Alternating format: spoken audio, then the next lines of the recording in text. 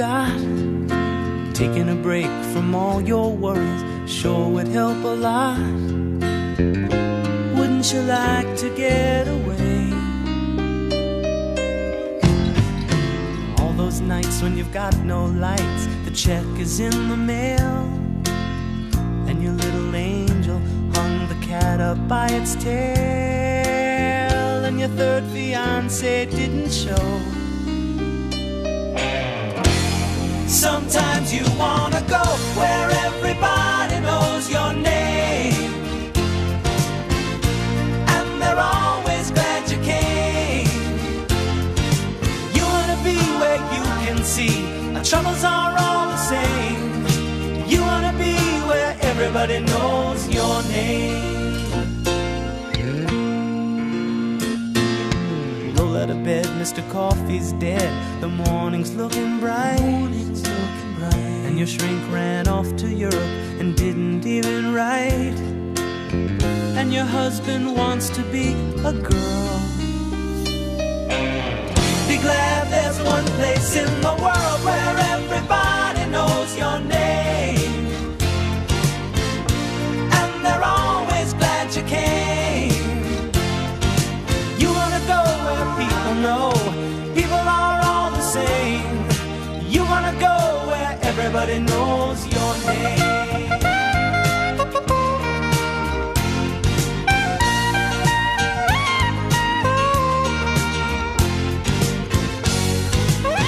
Where everybody knows your name, and they're always glad you came.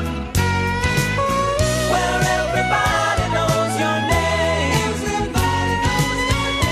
and they're always glad you came.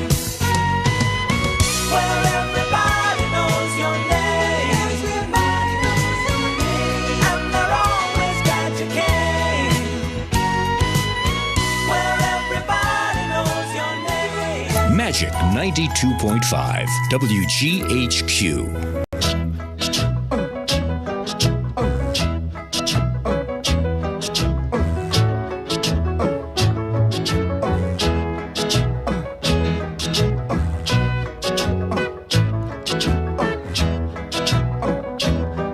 In the summertime, when the weather is high, you can stretch right up and touch the sky. When the weather's fine, you got women on your mind.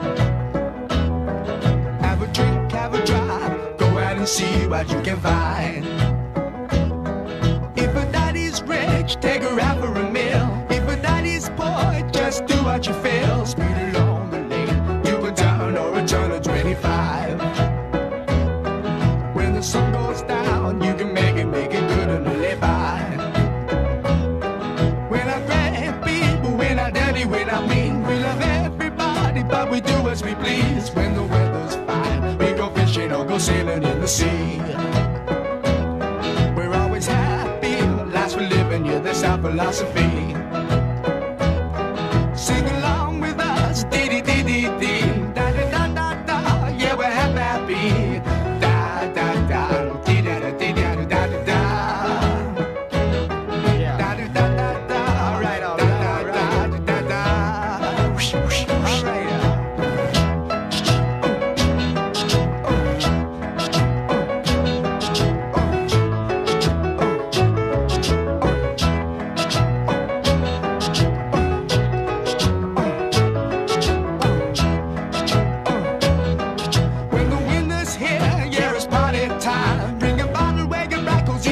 Summertime and we'll sing again. We go driving or maybe we'll settle down.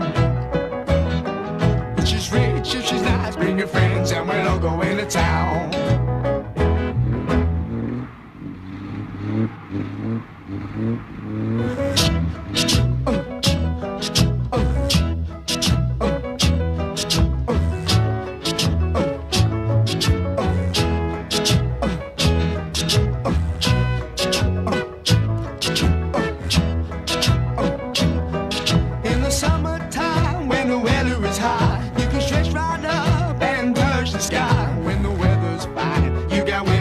Women on your mind.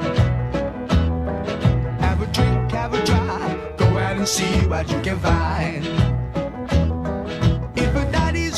rich, take her out for a meal. If a daddy's poor, just do what you feel. Speed along the lane, you a turn or a turn of 25. When the sun goes down, you can make it good and live by. When I grab people, when I dirty, when I mean, we love everybody, but we do as we please. When the weather's fine, we go fishing or go sailing in the sea. We're always happy, lives we're living, yeah, that's our philosophy. Sing along with us, dee-dee-dee-dee-dee, da-da-da-da-da, yeah, we're happy, da-da-da, dee-da-da-dee-da. Come back when you grow up, girl. You're still living in a paper doll world. Living ain't easy, loving's twice as tough. So come back, baby, when you grow up.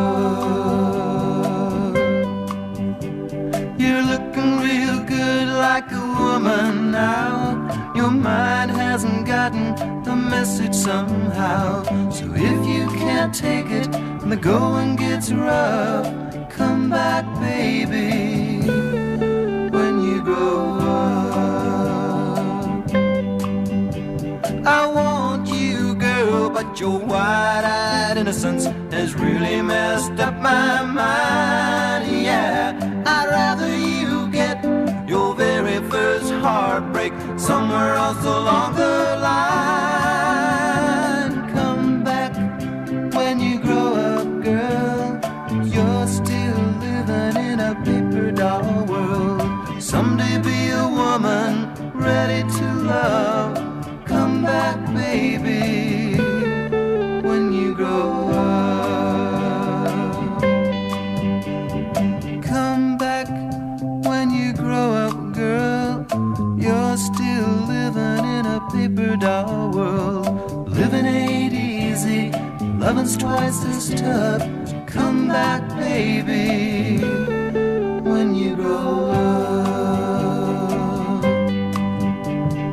Come back when you grow up, girl. You've still got a lot of time left in the world. You'll someday be a woman ready to love. Come back, baby, when you grow up. Come back when you grow up, girl. You're still living in a paper doll world. Good morning. You're now listening to Kingston Community Radio, airing on FM 92.5 and AM 920, WGHQ, Kingston, New York. This programming is brought to you by our listeners and corporate underwriters who are interested in presenting local community radio. The opinions expressed on this program do not represent those of Pamel Broadcasting or Kingston Community Radio. Listeners are encouraged to send in $10 per month to help bring this program to you. Mail your contributions to Kingston Community Radio, Post Office Box 4364, Kingston, New York, 12402. For more information or to donate online, visit our website at mykcr.org. And good morning. This is Dan Gatis, and thank you for tuning in, sharing the morning with us, being a part of today's program. Kingston Community Radio's terrific Tuesday, 7 to 9 a.m. today, May 4th, and 54 degrees starting out right now. Overcast today, slight chance of some more rain, high of 68. Tonight, 90% chance of rain and some thunder possible, and it's a low of 52. Wednesday, 80% chance of steady rain in the morning. Showers continuing through the rest of the day with a high of 65, and Wednesday night, partly cloudy, slight chance of rain, about a 15 to 18% chance of rain on Wednesday night, and a low of 44. We'll be right back. Day with Kingston Community Radio on 920 WGHQ AM Kingston and 92.5 W223CR FM Kingston, New York. Magic 92.5. Dance like a dad. It's a great way to make a moment with your kids. First, I hold my hands out like they're on a steering wheel. Then I look over my shoulder. Next, I put it in reverse. Visit fatherhood.gov. Brought to you by the U.S. Department of Health and Human Services and the Ad Council. Okay, kids, Dad's gonna teach you how to dance. First, spread your feet apart. Then, pump your knee. Dance like a dad. It's a great way to make a moment with your kids. Visit fatherhood.gov. Brought to you by the U.S. Department of Health and Human Services and the Ad Council.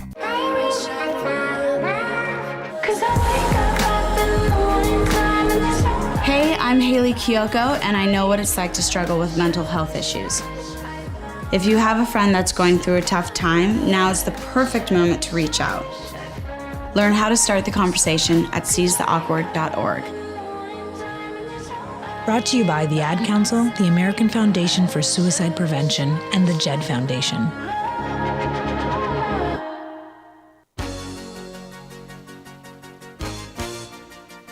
Hi, this is Shirley Stabe from Kingston, and I support Kingston Community Radio, and so should you.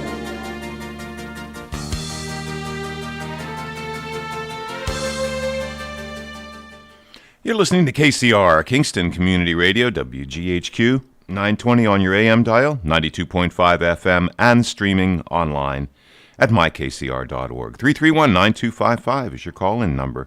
Let's get to the on-air studio with Nina Postupak and Cameron Rylance. Welcome.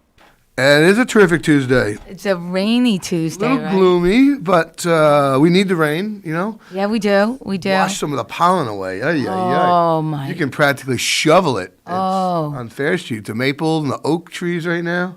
So I have to go to you because you're our trivia specialist. Oh, you boy. know everything. Oh, boy. What causes a heavy pollen season? Why do we have so much pollen this year? Probably similar to the way trees respond to nature, like last year. Why I bring this up is I remember a year or two ago we had all those acorns and chestnuts. Yes, I do that remember followed a mild winter, so the trees were less damaged and the buds weren't burned up or frozen, and then obviously a wet spring conducive to healthy tree growth and vigorous growth. So more pollen would be more flowering bodies to emit more pollen. Because we've had a rainy, wet spring, Yep. so that's generated the pollen. Yeah, because you can bring your car through the car wash, or you can wash your car in your driveway, and within an hour, the pollen. And now you see the pollen floating in the puddles and stuff. It's but what's interesting, and a lot of people don't believe me, and if there's any ENTs out there who could probably back this up, the big pollen, people, the pollen, my allergies, hay fever. The pollen that you see, like the pine, like that big yellow pine pollen, like the big chunks of pine, that doesn't make you allergic because I've read that it's not big enough. It's like other kinds of pollen that are like tiny little things that like literally particles that you don't even really. Yeah, like that big heavy yellow pine that doesn't really affect your allergies. I've read. Oh, that's interesting because that's what you always think. That's what you see. But on it's the ground, other that's plants, and a lot of people are allergic to ragweed, but apparently it's like tiny little pollen grains that are sucked up into your respiratory system, get deeper into your body, and can cause more, reaction, whatever. So, we are saying that the masks are helping Yeah. individuals that do suffer from, hay I believe fever it. and allergies, that the mask is helping them. I believe it. Yeah, which is a positive side effect of wearing your mask. But And it's also funny, we were talking about before, cold and flu season was less bad this year. Yes. And then in years past because of the people were masks. washing their hands. Yes. And wearing masks. So yes. Interesting. It is interesting. Absolutely. And speaking of cold and flu season, right? Every time we come on the air, we have to keep encouraging people get vaccinated. I believe we're up to 52% now in Ulster County, which is fantastic. And 40% are actually completely vaccinated. Yeah, I'm one of those. So we just have to double that number to 80%. And reach herd immunity. Yes. But things are opening up. I was we were chatting off air. Saturday morning, I went to my annual fraternity canoe trip on the Delaware River. A buddy, brother flew in from Arizona. People, Ohio, Virginia, New England. Oh, so all over the place. Yeah. And I took my one buddy to drive from Montauk. I guess he hit traffic or something like Friday after work. Took him like 8 hours to drive from Montauk to Port Jervis. Long Island was a guy from Virginia got there in like 6 hours. It's like right. Leave the state. And some guy below the Mason-Dixon line got here faster. It's kind of funny. It is. Had a great weather. The river was good. It was windy Saturday down that valley of the Delaware. Yes. It's a canyon. There's no cell. It's funny. Every year, spouses and girlfriends and whatever probably don't believe all the guys that go because, there's a whole bunch. This year attendance was way off. There's probably only like 80 people there total. How many? 80. Normally there's 200. Oh, really? Oh, yeah, it's huge. It's a big thing. I mean, I don't even know half the... Plus, another fraternity has started going. We invited them in the 80s, and they never stopped coming. 200 people. So, it's crazy. I mean, I don't even know a lot of the guys, over the years. People, people that went to college 20 years after me in the fraternity house. I mean, I recognize them. We say hi. We're brothers. We share a common thing, but I don't really know him, Right. Forgot his name year over year. But anyhow, where was I going with this? The weather, the canyon. Oh, there's no cell coverage down there. Like zero. Never has been, probably never will be because it's a narrow, deep valley. It's almost like a canyon. Oh, so no cell phones. So I'm sure every wife is, right. Yeah, you say there's no cell service. There's cell service in Alaska, so... Yeah, it's funny. There is zero cell coverage, and there's this ratty old payphone. When's the last time you dialed a payphone? I can't even remember. I can't even. Well, actually, probably remember. Push button. That's a dial payphone, push button. But use the payphone. I can't imagine. And that's the only. And it's funny. You look. You go to the bathroom and you can look across the parking lot to like where the main office is, where the phone is under the little awning, and you see guys standing there, talking. It's like, I know it's amazing. It's so funny that you say that because we were just talking about that the other night. That when we were young, raising our kids, everything else, like you couldn't pick up a cell phone and call your husband and say, "Pick up some bread on the way home," or "Where are you? When will you be?" Like there's no such thing as cell phones. And then I remember, and you probably remember this in college. Like Sunday nights, you would all call home, so everybody would line up by the payphone. Yeah, the phone cards. Right. AT&T card, and discount cards. Yeah. And I remember also Dwayne, when we first went out and we were engaged and so forth, he went to the Merchant Marine Academy at Kings Point. So he sailed.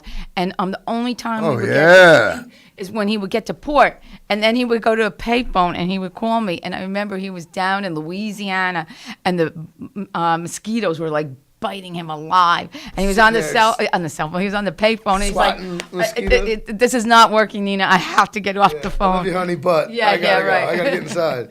So we've really seen a lot of changes in our lifetime, right, Cameron? Yep. That's for sure.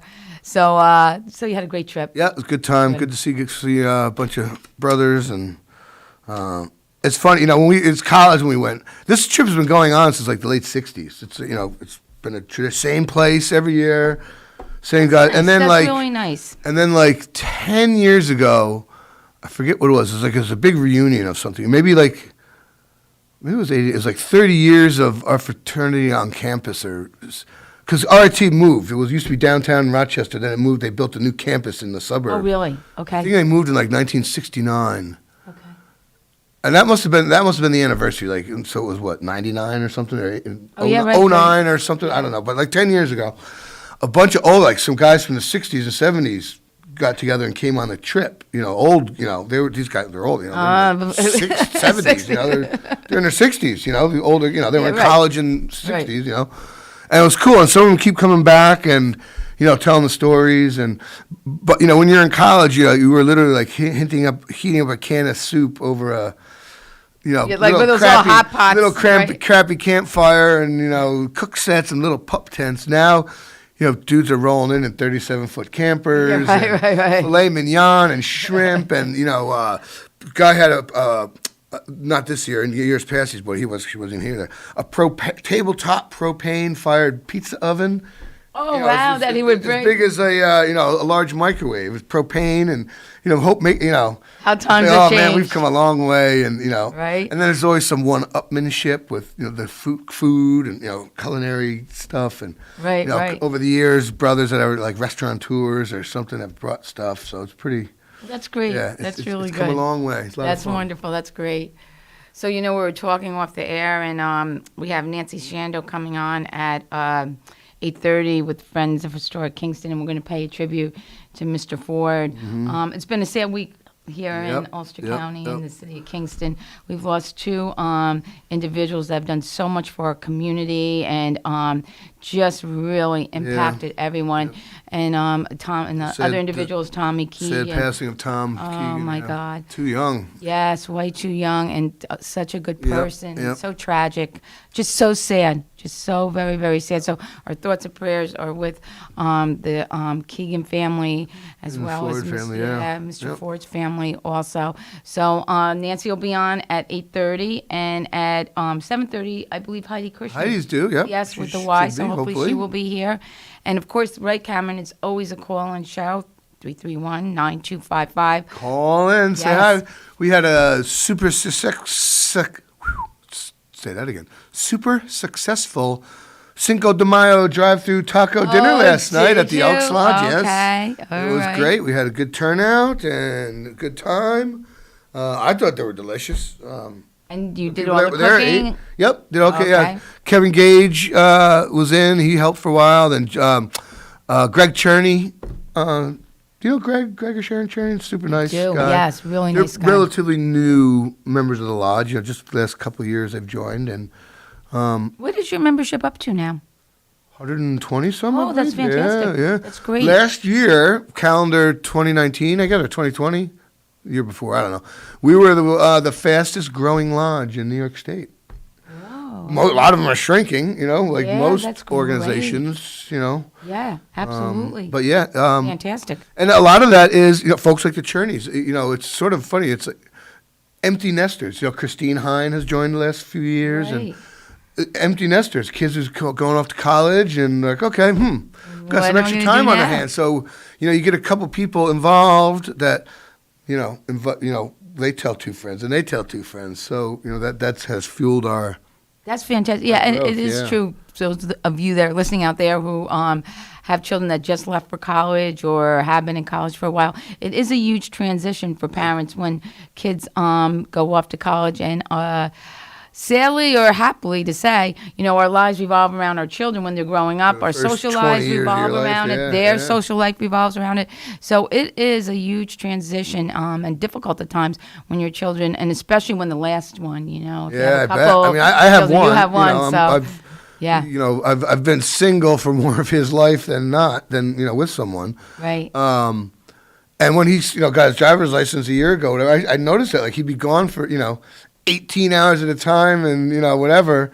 And it's like, what am I going to do? I know that would because when he's alone tonight or whatever, it's weird. And it's like, he's just down the road. It's not even like he's off away to college. Yeah, right. But when it's just the two of you for the most part, you really feel it, right? Yeah. And that, driver's license is that first step to independence. Yeah, big time. Yes. Speaking of which, driver's licenses and permits, we had a little bit of conversation about this last week, but now you can do your permit online. You can take your permit test online, I should say. You still had to come into our office to get your permit and to present all your primary documents, but the process is talk about technology and coming into the 21st century. I think the goal of government and the goal of businesses as a whole is to keep people out of the buildings and to do things more online and more accessible to them. Yep. So you can take your permit test online. Once you take your permit test online, you upload all your primary documents. You can do that by taking a picture on your cell phone. You can do it by scanning it in through a scanner and a computer in your home. Once we review all those documents and we feel they're in proper format and they are what you need and required to get a permit, we will approve them, and then you make an appointment to come into our DMV, and we will issue you your permit. So what that does is alleviates sitting in the DMV to take your test, the time that it would take us to review all the documents, though we will look them over again. And please, everyone who's listening, we are human, so we may make a mistake or something may look different when it's uploaded and scanned than when we see it as an original document in person. So, but for the most part, it's supposed to streamline the whole process. So we'll see what happens. Have people been signing up? Taking advantage people of have it? been using it. Yeah, Is there a big backlog of kids wanting to get their permits, or people? No, there was back, when we reopened in June, there was a tremendous backlog. But no, that has slowly eased that a little? Yes. Good. As a matter of fact, where our problem is right now, Cameron, is registering vehicles. We're 2 weeks out in registering vehicles. To get your enhanced driver's license, which, by the way, the federal government has now extended to May of 2023.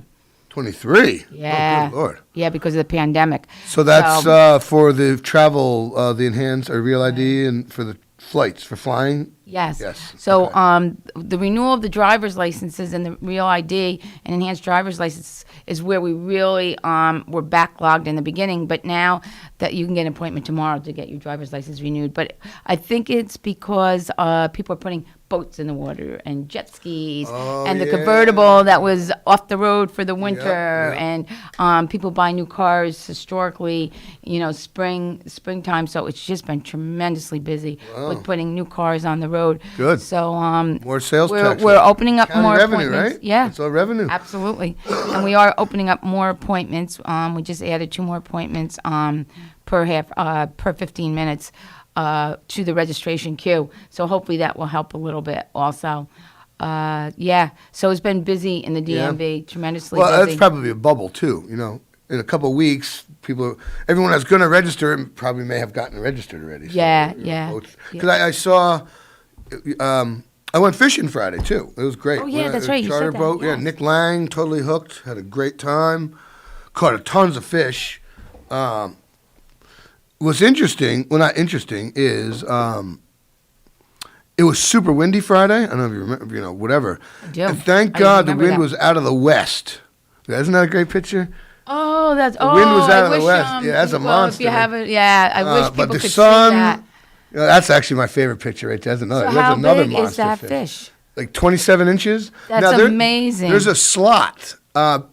And we, the captain, between 18 and 28 inches, you can keep. Smaller or bigger, you got to throw back. I forget it. But beautiful. The sun was up. It was windy, and if there's a north or south wind, like it always is, 95% of the time in the Hudson, the wind's either up or down. Are you on Facebook? Mm-hmm. You should post that picture. Yeah, that is amazing, so people can see it. Or post it on KCR, because that's an amazing. With the water looks so blue. I have to tell people that are listening to that. Howling. Oh my gosh! And the sky. It's a lot of blue. A lot of blue, and it's amazing. And the size of that fish, and you can see that you're a little cold in the picture, or a little wind blown. Sunburn, wind blown. Yeah, yes. But it was a great day. Nick Lang, if you want to go, striper fishing. Off the hook. Yep, or Totally Hooked. Off the Hook is the food truck. All right. Bobby and Susie's. Which is also delicious. Totally delicious. Fresh fish there, too. Yeah. So, it was a great time. But, thank God the wind was out of the west, because it was, perpendicular to the flow of the current. So it wasn't, there would have been 6-foot waves out there if it was a north or south wind, especially when the tide turned. But we lucked out. And then I never heard this before, but Nick was saying, when the wind's from the west, fishing's the best. And we killed it. There's a limit. One legal fish per day, per person is the limit. So there's 5 of us, we all caught a fish and, boated it. And, but just catching other fish, catch them, release them. It was just like so much fun. Oh, that's Very great. Very productive, had a great day. Now, the one that you keep, you cook? Yep. How was that? That was delicious. Had a nice fish fry on Sunday, because I went away Saturday morning. Oh, that's right. Didn't get back till too late Friday night. Plus, I wasn't in the mood for cooking after being on the boat all day. And I went away canoeing on Saturday, my canoe trip. But then Sunday night, came home, set up my propane burner, the cast iron, had a real fish fry. There you go. Delicious. Good. So you did have an eventful weekend, that's for sure. Yep. Yeah, it was a busy weekend. Good outdoor weekend. Which are the best, I have to say. And right now, I mean, if you want to be outside here in Ulster County, you have so many opportunities. Just in the city of Kingston alone, the new Kingston Point rail trail, which is fantastic. Of course, all the rail trails up by the reservoir are amazing, as well as, down in Newport and further down south, the Shongam Trail. So yes, by Rockwell Road, that in Kingston that goes through Rosendale all the way out. Yeah, I love that one also. Yeah. And they've redid that. They resurfaced all that over the winter, I believe, or the did they? Late fall or spring. Yeah, they fixed it up. That had been around a while. That rail trail has been around a while. Yes. That was one of the first ones that I can recall. Yes. And And so it had been a little bit rutted out. And unfortunately, because it's kind of rural there, in the winter and probably during the day, some motor vehicles wind up on that occasionally, I believe. So snowmobiles, quads, motorcycles.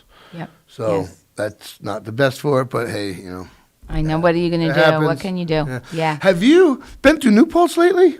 I went. Not I hadn't really. been probably driven through New Paltz in a year or two. Oh yeah, no, I've been like in the past Since the first 3-4 months. Yeah. Since my first on Easter Sunday, since my first shot of my vaccine, I hadn't been in New Paltz in like a year.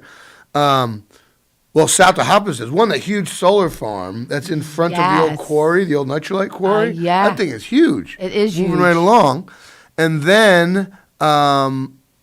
There's that new office building in New Paltz going in. On the right-hand side as you're coming into the village up Route 32. Oh, I know. Yeah, nice looking. It's, it's like stone and wood, and it's a nice building, and it's cool. There's a lot of green things in it. Like the awnings are solar panels, and you can see the way the gutters are, that they're keeping the groundwater on site, and which is wonderful. The way the windows are, there's like passive and active solar, so Right. it's pretty cool. And then that Stewart's across the street.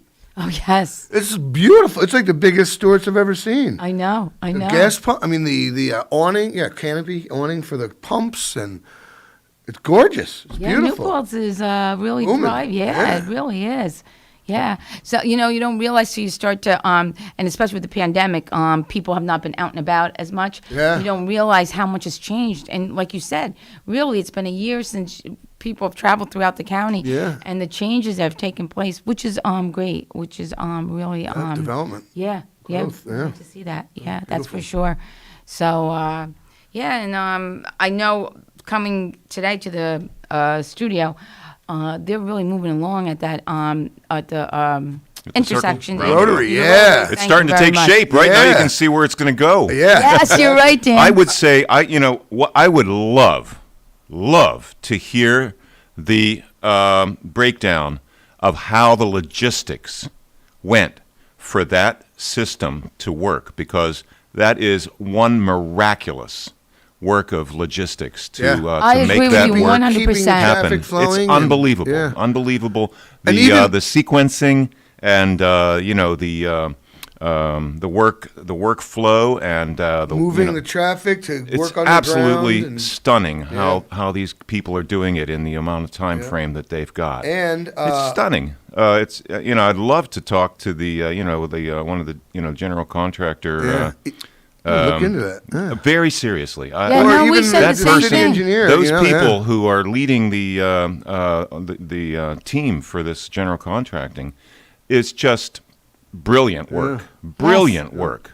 DOT engineers or Absolutely. something. I'm not sure who. We other than the bumpy roads, we've barely really had anything. I mean, to even complain now, about. that intersection is better than what it was a year ago. Exactly. In its current form, It's better yeah, than what faster. it used to be. Yeah. Because I take that left. I've said it a million times. I take that left from Clinton Avenue, I guess, to Chandler Drive. Oh, yes. And even now, that used to be terrible because I only had room for 2 cars. It was terrible. Right. And now, it puts so much more traffic to the intersection. And then when you don't have to stop, it's going to be great. Yeah, it really is. But there was so much infrastructure that had to go in before they did the circle.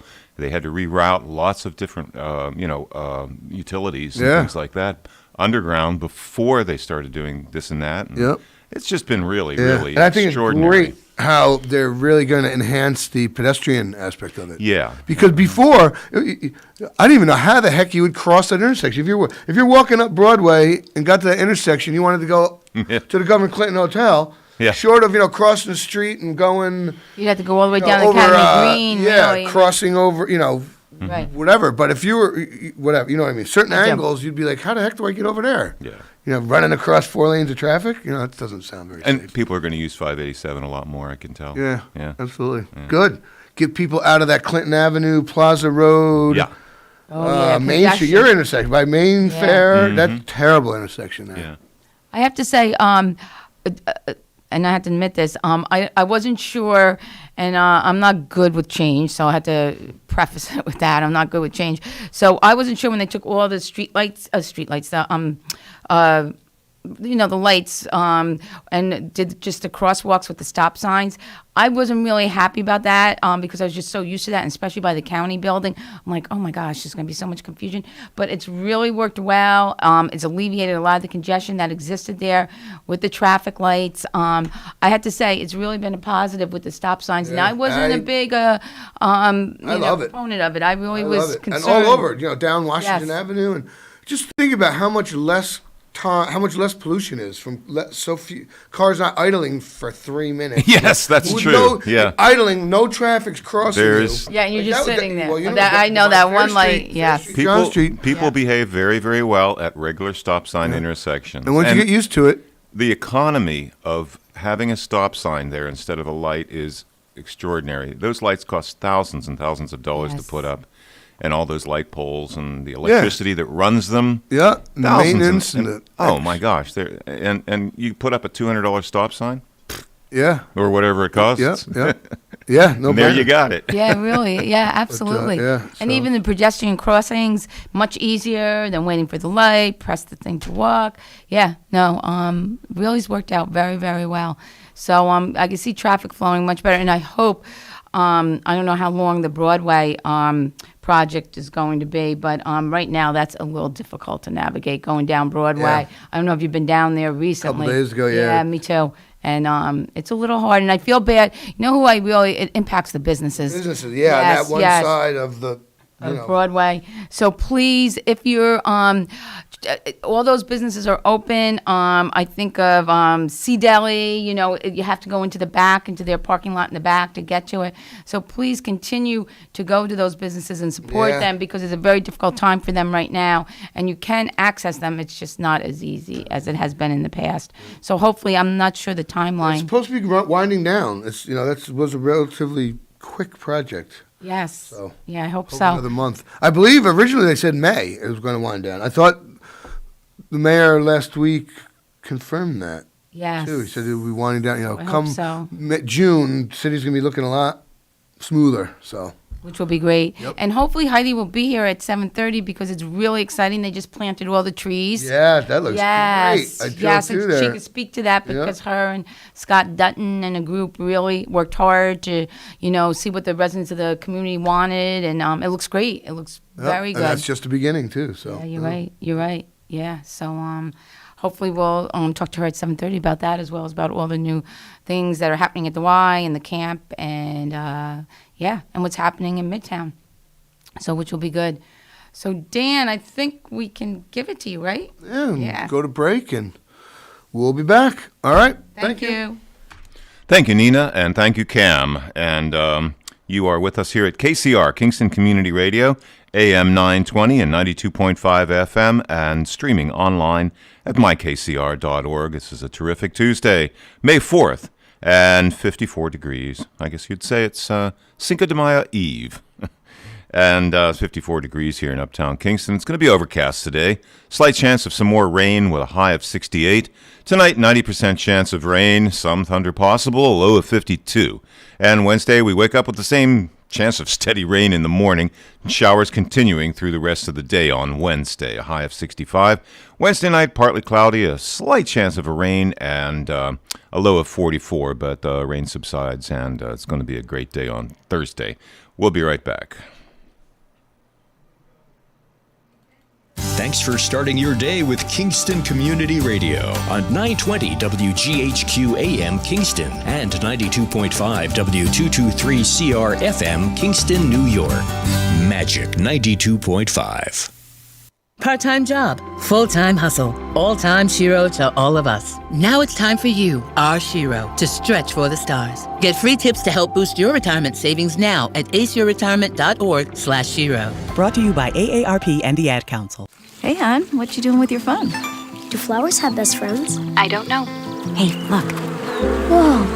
Some answers can only be found in nature. Discover the unsearchable. Visit discovertheforest.org to find a trail near you. Brought to you by the United States Forest Service and the Ad Council. Okay, forest animals, kids are coming to the forest, and it's up to us to make their visit a good one. Sparrow, have you practiced the most popular bird songs for the year? Of course. Catchy. I like it. River, how's the temperature? It's a refreshing 52 degrees, man. I love it. Turtle. He's not here yet, man. He's late every morning. Okay. Squirrel. The forest has been preparing just for you. To learn more about cool things to do in the forest, visit discovertheforest.org. Brought to you by the U.S. Forest Service and the Ad Council.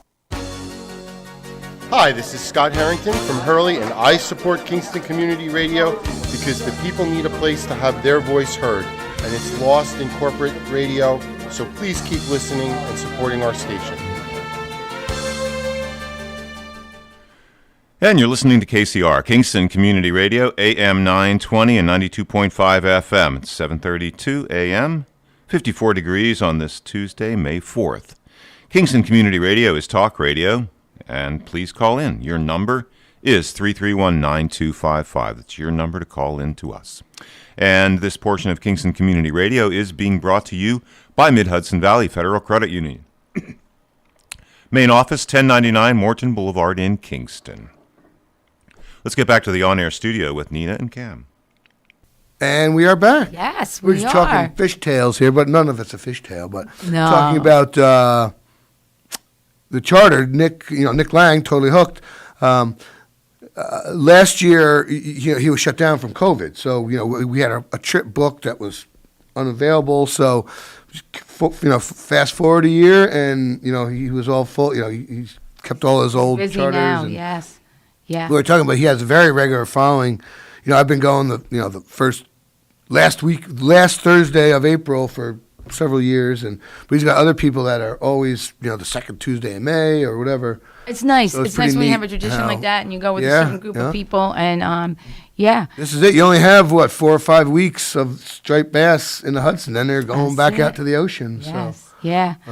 And I was saying off the air that I didn't realize that he was here and that was available to do. So if you're interested in doing something like that, you could probably go online. Facebook, yeah, totally hooked. Okay. Fishing charters, that's the best way. Facebook message him. I believe his phone number is probably on his Facebook page. Yeah, and he's legit. It's licensed, insured, beautiful boat. 26 foot. It's a big boat.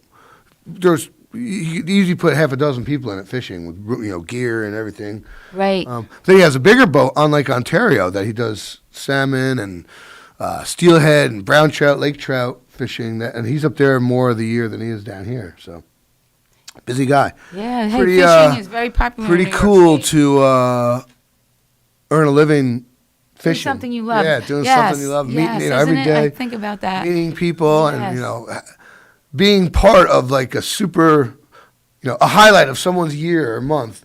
Being part of that every day. Being part of that every day, because every day is new. When you charter a boat or you're going on your vacation, it's yours. Like this is, you think it is special for you and your family or whatever.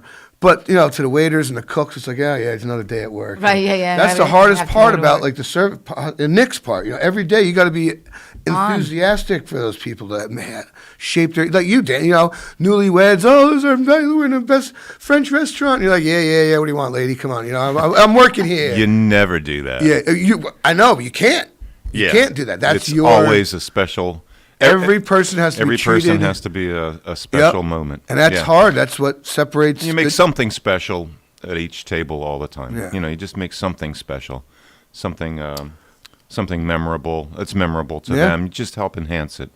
Yeah, but that's hard part of the service business. Making each person but it's what think makes their the experience is Well, unique entertainment is the same way. Yeah. Oh yeah. Every time you get up, it's the first time they heard that song. Yeah. And you make it fresh and new each time. It's the same in entertainment or teaching. Artists, they get sick. Like they hate performing certain songs. They hate it, but they have to. Led Zeppelin, Robert Plant hated "Stairway to Heaven." Yeah. You had to play it. If you didn't play it, there's oh my gosh, nobody would ever. Leonard Skinner. If they didn't sing "Sweet Home Alabama," there's gonna be a whole bunch of rednecks getting angry in a parking lot. So, but they hate those songs. But you have to. It's your bread and butter. Yeah, and you think about it, it's like, wow. Strumming away on your guitar, looking at these screaming fans. Well, I guess it's not such a bad way to earn a living. So I know. And again, like you said, doing what you love. Yeah, Billy Joel, like he sort of pokes fun at himself. You know, people. He's been criticized for not. You haven't written a new song in 30 years. He hasn't, right? Why? People love. I like singing. Listen, them. I went to his concert. I couldn't do any better. I capped out. And he's great. Yeah, he's he's awesome. And so he within minutes sells out every single concert he's ever put in. Right, and he was Madison once Square a month Garden. at the Garden. Like, Once a month at the Garden, sold out. 50,000 people. And 1,000 times. You know. Yeah, and he changes it up too, which is really keeps the audience. Yeah, but why? Like he'll say, which song do you want to hear, and then he'll say this one or that one, and everybody. Ooh, wait a second. I got to think about that. Okay, right. Okay, I remember. Yeah, but I love the fact that he owns it. He's like, yep. You're right. I haven't written a song in 30 years. Don't need to. Don't want to. That's right. I like doing what I'm doing. My fans love me, so. Absolutely. I was married to a supermodel. I'm rich. It is got what it is. a sweet house in Sag Harbor overlooking Long Island Sound, or wherever he lives. But it's true. It's true. And I think that's very true throughout life. If you can do something that you love, boy, it makes going to work or doing what you do so much easier every day. I can't wait. Me too. I love, I love my job. I love what I do. And I think during the pandemic, it was a struggle for all of us because all of a sudden what we were used to doing and how we were used to doing it changed so dramatically. And it was really difficult to get through that time. But now we're on the downward curve. Yeah, hopefully. No, we're not hopefully. We are. As long as people keep getting vaccinated. So hopefully, apparently Heidi forgot it was the first Tuesday of the month. Yes, so Well, maybe she's celebrating. everybody that's listening to us now will listen to us for another half 20 hour. minutes. Aren't you lucky out there in Radio so Land? 331-9255. That's right. Please Amanda, you call listen? in. Yup. Wake up. Yeah, call in, questions. Complain. Tell us about comments. what's happening. Oh, there's a nice PSA in there from the Y about lend a wheel. So we yeah, we can okay. devote a little bit of I time have to to look that. for the Kiwanis. The Kiwanis Golf Tournament. Yes, is in here. Oh, the drive might be over. Yeah, the lend a wheel drive might be over. That's a great Yes. speaking of that, Tom. that came last night. I'm sorry, I forget her name, but Betsy Ruth arranged for her to come. The woman's a social worker for the city school district. Okay. Donna, maybe, blonde hair. She, Big Brothers. I didn't know the Big Brothers and Big Sisters. The chapter closed in Ulster County, and she's developing this program, Mentor Me, it's called, and I've heard it's a mentoring. She's trying to pick up where Big Brothers and Big Sisters left off, and she through Betsy Ruth. Betsy's a teacher, and they work together. I can't think of the woman's name. She came and she gave pitched the Elks to perhaps you can help through Betsy's urging. Say, hey, I'm an elk. Come on, Right. I think we can Do a help presentation you. for us. Whether we do a little fundraiser for her or whatever, but she's taught, and this is all Ulster County kids. This isn't Right. Yeah. And Local. she developed this homelessness in children. It's a terrible thing. There's a lot of kids homeless. Michael Berg, when he used to come on with family. Heartbreaking. So I was almost my fried God. last Yes, night. it really is. But I have she to say. developed this package. It's like a sleeping bag, pillow, little unit all in one, and it can be rolled up and stored, and everything's attached so you can't lose it, and it's easy to grab. Part of the problem is a lot of these single family or a lot of these homeless children are in single mother, a single parent household. Most of it's the mother. Oftentimes the father's incarcerated or non-existent or gone. Right. And unfortunately, there's a lot of transients. So getting kicked out, moving, couch hopping. So a lot of time, kids don't. It's hard to pick up. If you don't have a car, it's hard to move. It's hard to pick up your mattress and your bed frame and move to a new apartment or whatever. You can't do it. Right. So very often these children are sleeping on the floor in the corners on their dirty clothes for cushioning. So this thing, sleep. I forget. It has a cool name. Sleep Buddy or something like that. So it's this pad, sleeping bag, blanket, pillow thing that you can roll out like a bedroll. But it can be rolled up, has straps. Colorful. The Bruderhof, I know, has been making them for her with them, and she's given out almost 100 of them through the shelter when kids are in the shelter, doing that. But just the need, and you don't. you don't realize, the hunger is an issue. I never realized like childhood hunger was an issue until my son was going to GW, and at a PTA meeting, hearing that like when there's a snow day, hundreds of kids don't get breakfast and lunch in a day. I never knew that. I was right. A grown, nearly 40-year-old man with a child entering school before I knew that fact. My ignorance, perhaps. My good fortune on this planet that my family has been successful and I have had the wherewithal to provide for myself. But, hearing these stories, it's just gut-wrenching, like to your core. And Mentor Me, they have a digital, online presence. I was going to ask you that. So through the lodge, minimally, like off the bat, we're going to figure out when we're going to have a picnic and, get these kids out, a hot dog roast and play horseshoes, get a bouncy house. Kevin Gage, Taco, that's all I know him as, the president of Twopskill right now. Taco, yeah. I guess he has a bouncy house business. So we're going to get a couple bouncy houses and something. Rich Gillette's in Elk. We're going to, strong arm some ice cream out of him. No, he's so incredibly generous, Rich.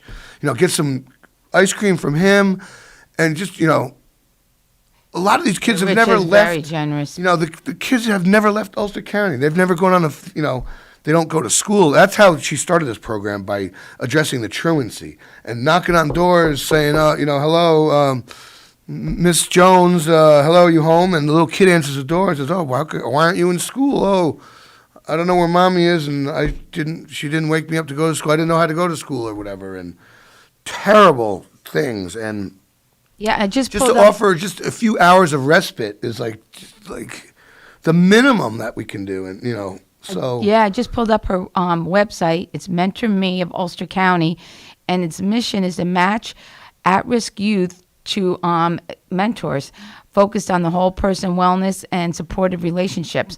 And there's a screening process and background checks. That's by law, all that has to happen, as well as she's a social worker for the school district, so she has skin in the game, so she's, good at, doing her due diligence. But she has like 40 mentors that are trained and ready to go, but it's all, she said it's all middle-aged Caucasian women. She has very few men and like no one of color. Is it Stephanie Kresser? Yes, that's it. Yes. Stephanie Kresser. Yes, and she's actually an attendant social worker. So you're right. Yeah. That's how it all started, because she would be checking on students who welfare, weren't middle school. Yep. We're talking about we're talking young. Middle school is what, 4th through 7th? Now it's 5th grade through 8th grade, whatever. Okay. Yeah. And that's like, 10, 12 years old. You're building your self-esteem. She's talking about kids that kids don't go to school because they had no clean clothes. And they're embarrassed. They smell, kids are calling them stinky. So they just don't go to school. That's like, Yeah, it's a nonprofit. So short term, okay, some agency, okay, we'll buy you a washer and dryer. Well, in a month, if you're evicted, 2 months from now, you can't bring it. Where you go, or you can't pay Central Hudson. You don't have any lights, right? Let alone running your dryer, and it's like, oh my goodness, it's like thank your lucky stars. That, absolutely. And if you're within the sound of my voice, thank your lucky stars that you are not, in the situation they are, man. Yes, and Sally Doyle is the president and fundraising committee chair. And she has her story to tell too. It's a very interesting website. Mentor Me, and then Susan Nelson from the Bruderhof is My Sleeper Committee. My Sleeper, that's it. My Sleeper. Well, it's cool. It's it's a complete little bedroom. Whether she said whether you're on the concrete floor of the Budget 19 Motor Inn, or you're. A lot of these kids are being raised by their grandparents. You're on, right. In the corner of some other kid's bedroom in your grandmother's house or whatever. It's. Yeah. Yes. Absolutely. And Lisa and Artie Fiore are the program and events committee co-chair. So go on the website, Mentor Me, and find out more about what Stephanie is doing. It's a 501c3 yes. corporate registered, absolutely. And they've just developed the capability to. Like the gym, a recurring payment, like $19 a month. $19 a month is what their goal is. Get people signed up for. She said that's what my Planet Fitness dues was. She said I'm not getting any skinnier, so I quit the gym and send it to started up Right, right. Yeah, absolutely. So they that level of sophistication exists where they can do a recurring payment. What 19? That's 2 Starbucks coffees a week for a month. You know what I mean? Yeah. I know people are slipping down 4 of them a day. Yes. $12 a day on coffee. So Absolutely. And there is a phone number on the website, 481-2296, if you want to reach out to Stephanie. And they're out of Port Union. So they're in the town of East Opus.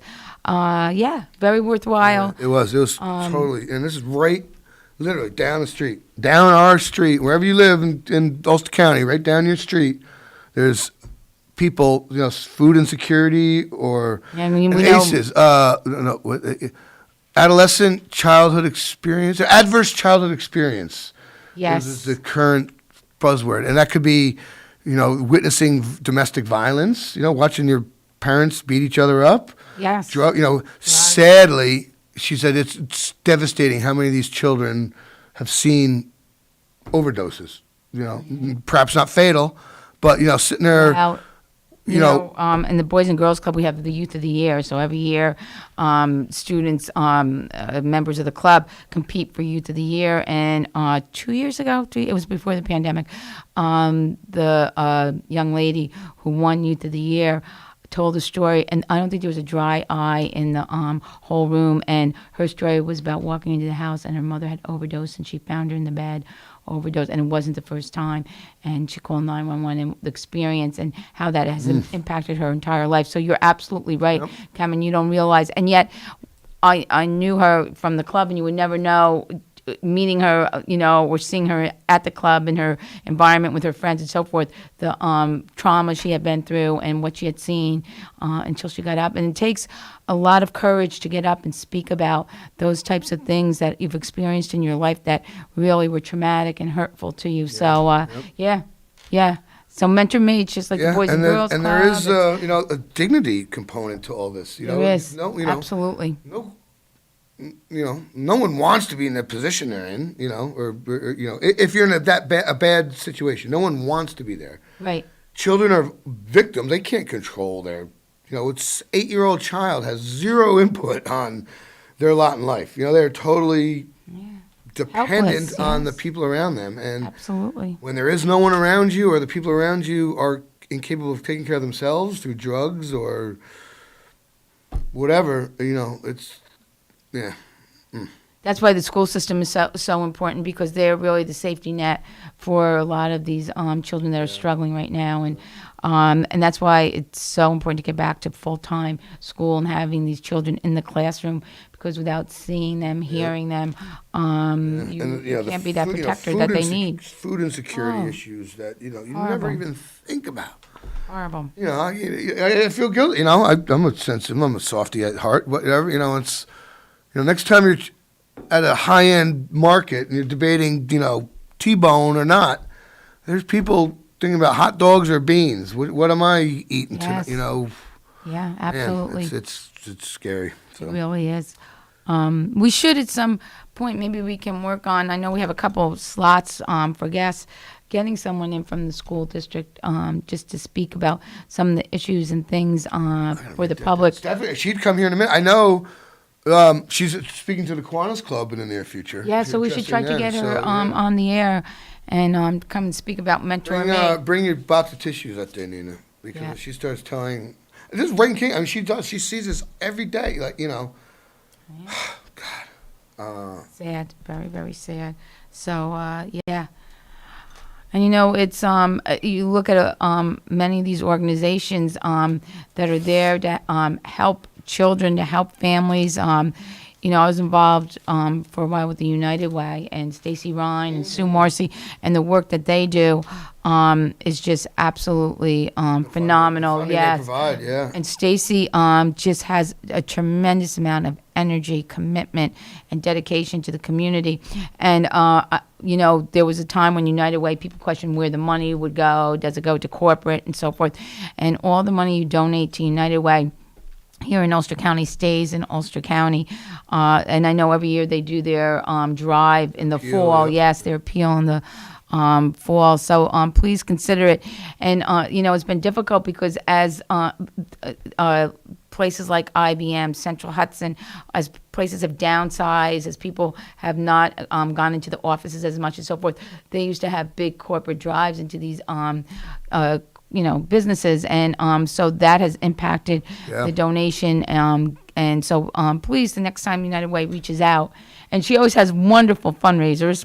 Dancing with the Stars. I mean, I was a judge one year. It's great. So hopefully now that the pandemic is, next year we'll be able to do Dancing with the Stars again, because it is a fun event and a great community time for everyone to enjoy, just in a fun environment. Mm-hmm. Yeah. So, which is great. So many good organizations out there, right, Cameron? Yeah. Doing so much good for the community. From family to People's Place to... Family's amazing. I have to say, in my role as county clerk, I've had people reach out to me who, are really struggling or have that one moment in time where they just need someone to help them. And anytime I've reached out to family, they have always been there. Even if at the end they weren't able to completely help that individual, they have never said no. Send them over. Let me sit down. Let me see what we can do for them. Resource, yeah, they really are amazing. And I know. For a while, Michael Berg and family had been on the radio with us, and to hear the whole history of how family started and what Michael did out of one room up in Woodstock to the organization that it is today is just an amazing story. Which, if you go again online and you Google Family of Woodstock and read the history of it, it's phenomenal what he's accomplished. It really is, and so important for the community. Oh yeah, so important.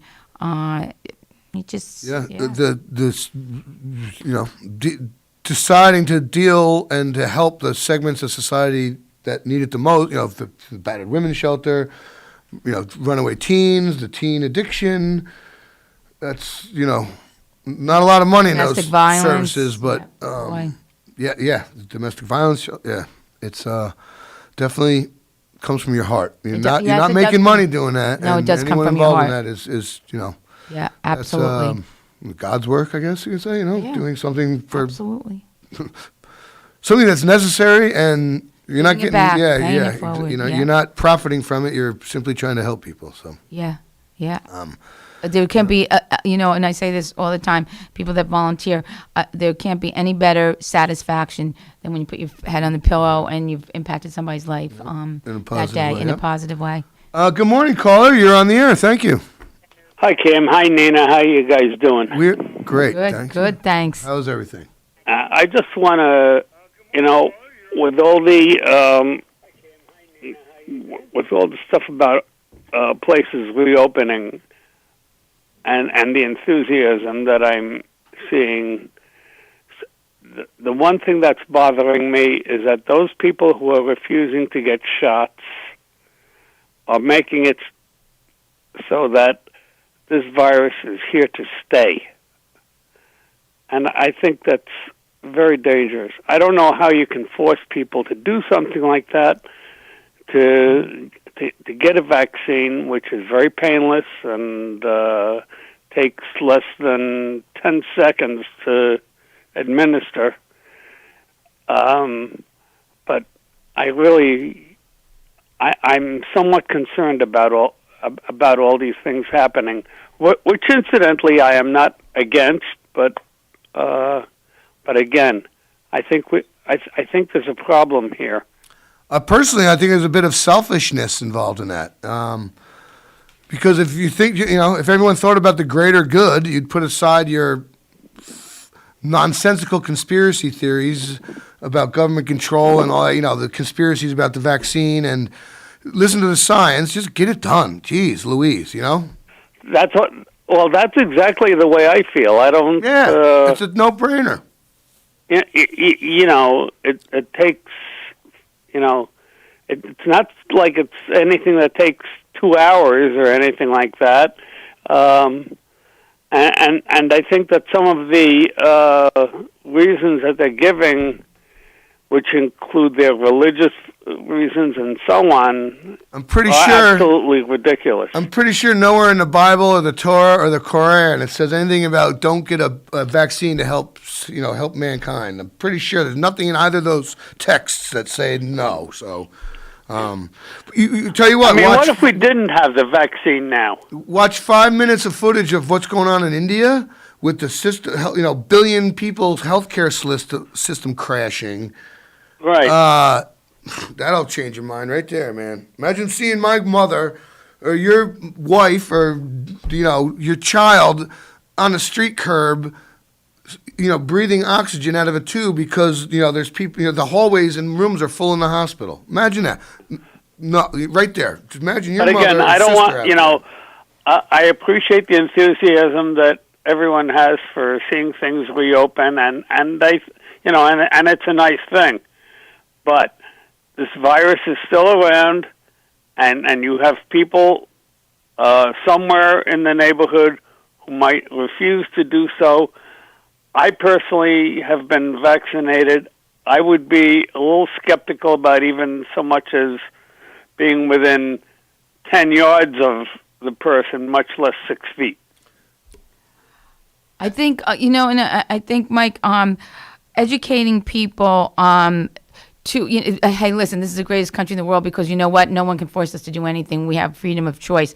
And that's a wonderful thing.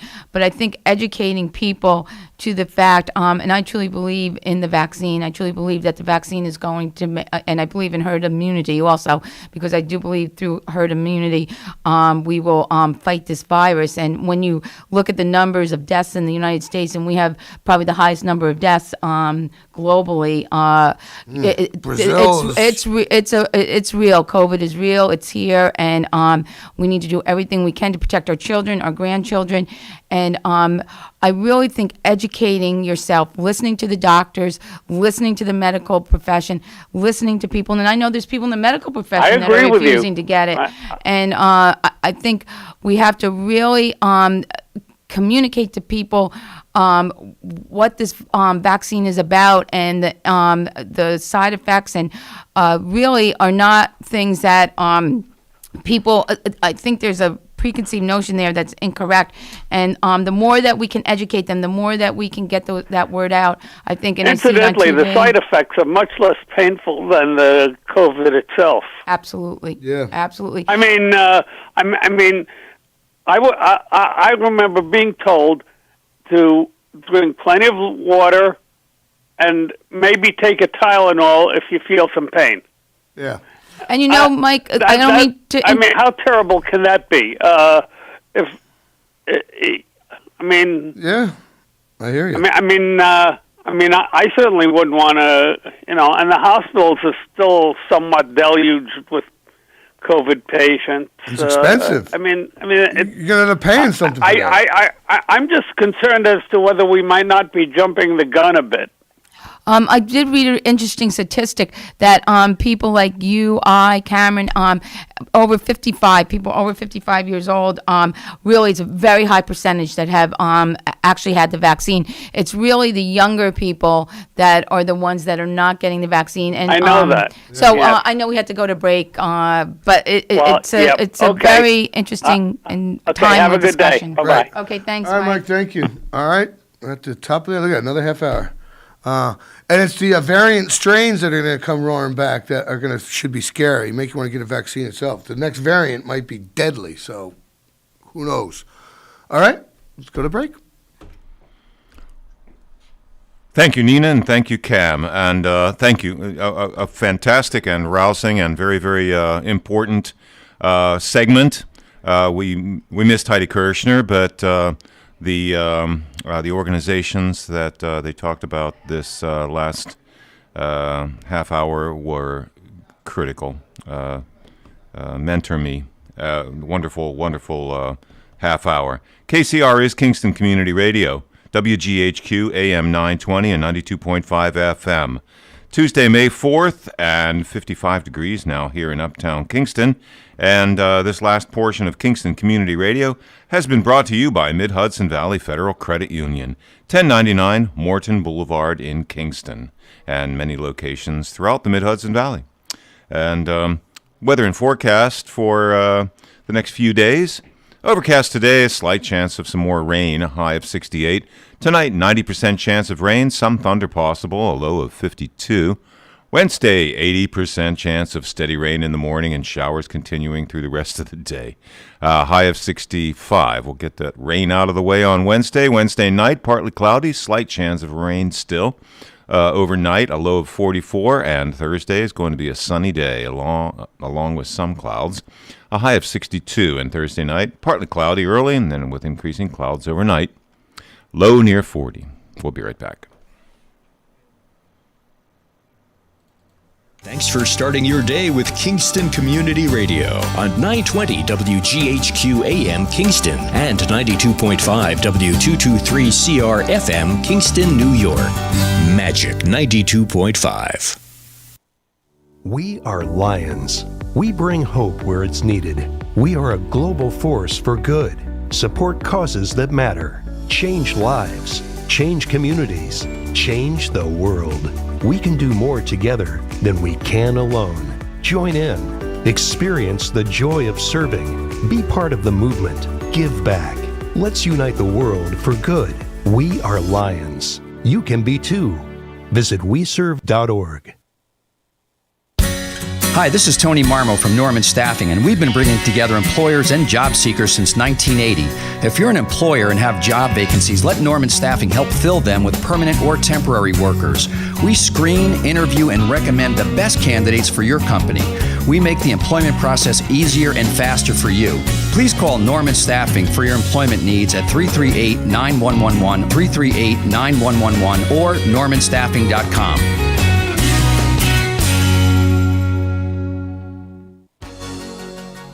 Hi, my name is George Post from Ulster Park, New York, and I support Kingston Community Radio, and so should you.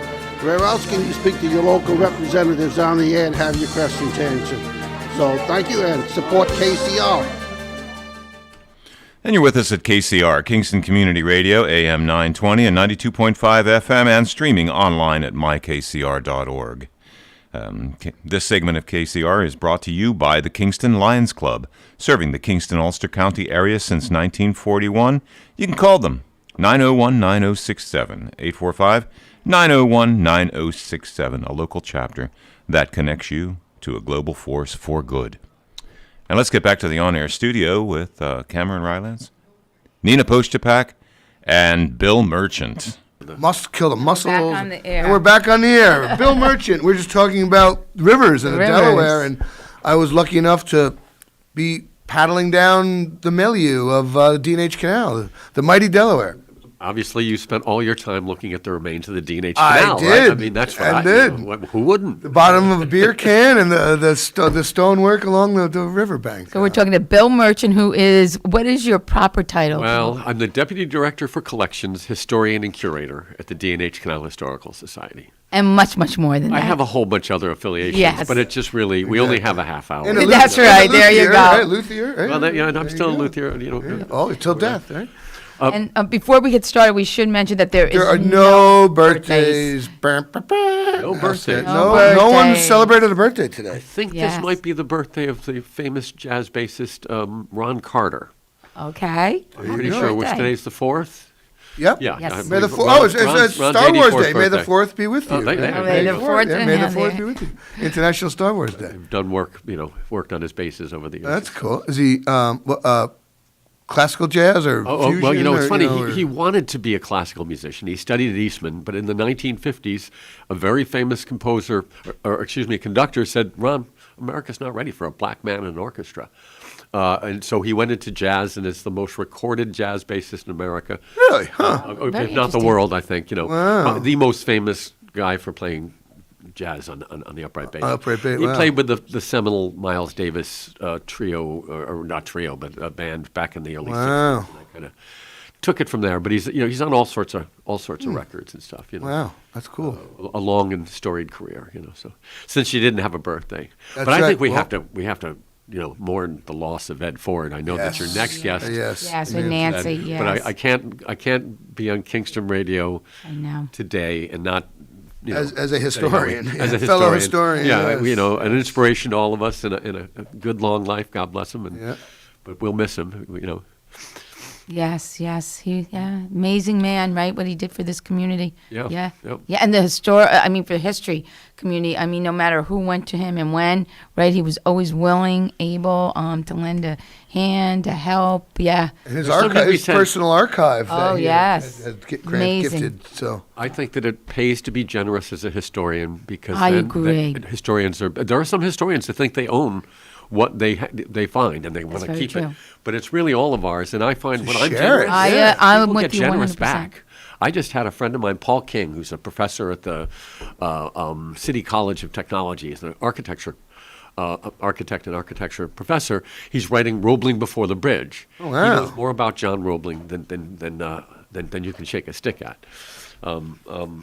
Now I forgot where I was going with it. Don't you hate that? Oh, yeah, the gifting. He shares his data. Yes, thank shares you there. his. So he recently sent me. I need help sometimes. It's always when you're doing a presentation, you have those moments like, oh boy. Yes. You just go to the audience at that point. No, he recently sent me 1845 Virginia Advertiser. Middle of nowhere kind of thing, right? Well, that's not. Virginians don't feel that way.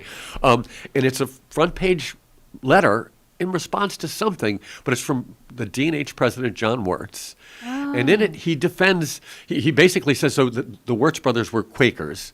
And we thought for the entire run of the canal, they didn't operate on Sundays. Well, that wasn't quite true. Towards the end of the season, you're 24/7 because you don't want your boat to get... After church, we'll start up the boats again. You don't want your boat to get iced in. But for the most part, so this letter, first off, it says that they didn't start closing on Sundays till 1832. Well, John Wirtz doesn't become president until 31, so presumably it's his thing. But this is now how many years later? But in it, he basically says, it's no accident we are the most successful coal company in America, and we honor the Sabbath. And if there was a clearer connection between their religious beliefs, it was like gold, and it gave me a little fact. I just assumed they were always closed on Sundays, but indeed, no, they operated like any other canal for the first 4 years or 5 years. Then when John Wirtz comes in, he decides they should honor the Sabbath. Honor the Sabbath. And he thinks that's why they were successful. There's one, I don't have memorized the closing quote, but it's basically, it's no accident we're the most successful coal company, and we. But see, if you have a day of rest, if you have a day of rest, you can work harder the other 6 days. Well, there is something to that. There is. Yes. But from the mouth of the guy himself who presumably implemented it, we will be in Virginia. In Virginia. Well, that's the thing that killed me. And I haven't had a chance to ask Paul. He just emails me these things. God bless him. It wasn't like somebody shared it on Facebook and instantly, No, he found it while doing some research, and he knew that I'd be interested, so he sent it on to me. Yeah. And I shared it with our exhibits design team, and was fortunate enough to purchase last December a portrait of John Wirtz from the family that I've been trying to get for 2 years, 3 years. So now that's painting or photograph? It's a painting of John Wirtz that probably hung in one of the D&H offices. He was revered. He worked so hard for the company, I've probably mentioned this here before, that he gets a year-and-a-half paid jaunt to Europe in 1850 into 51. He had tired himself working but he made them successful. Philip Pone is their first president, steps down when he gets elected mayor. At a time when, by the way, it was you didn't run for office. Your friends put you up, and mayor of what? New York City, yes. Wow. So Hone leaves the steps down as president. Figures it's a conflict of interest. And John Bolton, John Bolton who was their treasurer at that point, becomes their second president. He wasn't very well liked. There was a move to try and rename Eddyville Bolton, and it was the only that I know of, the only D&H town renaming that didn't take. And I always think, gee, nobody liked him. Why would they rename it? Right. Is there any tie to Bolton Landing up in the Adirondacks? That's a good question. My parents used to live in Bolton Landing. I've never thought to see, it's not a common enough. Familial, the D&H company owned the railroad that, I think they even built that particular railroad. By 1872, they own or control railroads from New York City to Montreal. They're basically now a canal company and a railroad company. And so their railroad runs right past Lake George Village. In fact, their terminal in Lake George Village is now a public building of some sort. I discovered that they were running steamboats in Lake George as late as 1930. Like the Minnehaha and the Taika. I don't know if it was those boats. As a kid, we had every summer we went with the church group. We went on the Minnehaha. I think up to Bolton Landing. So it is possible that the connection. And I just saw on Facebook recently, I think it was Industrial Archaeology, their site, but the tracks that are still extant running into the lake that were used for launching boats, but somehow the D&H company had done this. Oh, that's interesting. Yeah. And we have in our collection two different, like 1880 something, these things that they put out each year. Go visit Lake. Here's all wonderful things to do in Lake George. Take the D&H Railroad to Lake George, and this company diversified and did. They because they had a high mountain at the top of their gravity railroad, Farview. They start doing passenger traffic fairly early on. I think 1869. 1860, I think it's 1860 even, but they eventually, people want to just go up to the top of the mountain to see the sights. So they start developing it, and now they are open on Sunday on the gravity because they have church groups go up and they'll have a picnic and you can have your picture taken. And at one point they were going to have a famous natural philosopher go up in a hot air balloon and parachute down. Well, the weather puts the kibosh on it, although he does it in Carbondale instead. But this company starts basically... Imagine parachutes in the 1800s, a little risky. Cotton, silk, is it silk or something? We know that probably silk. We know that hot air balloons have been around for 100 years at that point. Yeah, in France. Yep. There's a great book about the hot air craze. That was an amazing technology for you're defying floating nature. In air. Yeah. But this company did a lot of was very far-reaching. If they saw a chance to make money, they were a coal company, but they really diversified in ways that I don't think companies do anymore. It was a different world, Yeah, no, absolutely. So tell us what's happening at the Canal House. What's going on? The museum. Well, we won't open until next year. Okay. But we're deep into it. Tomorrow, the fabricators come in. So we've got people making the new exhibits. It's going to be a wonderful museum. Christina Ferwerda and Paul Orselli are our exhibits designers. Just wonderful people doing a great job. What are you doing? Tell us, give us a sneak preview of the type of exhibits that you're going to have at the museum. Oh, there's so many. Gee.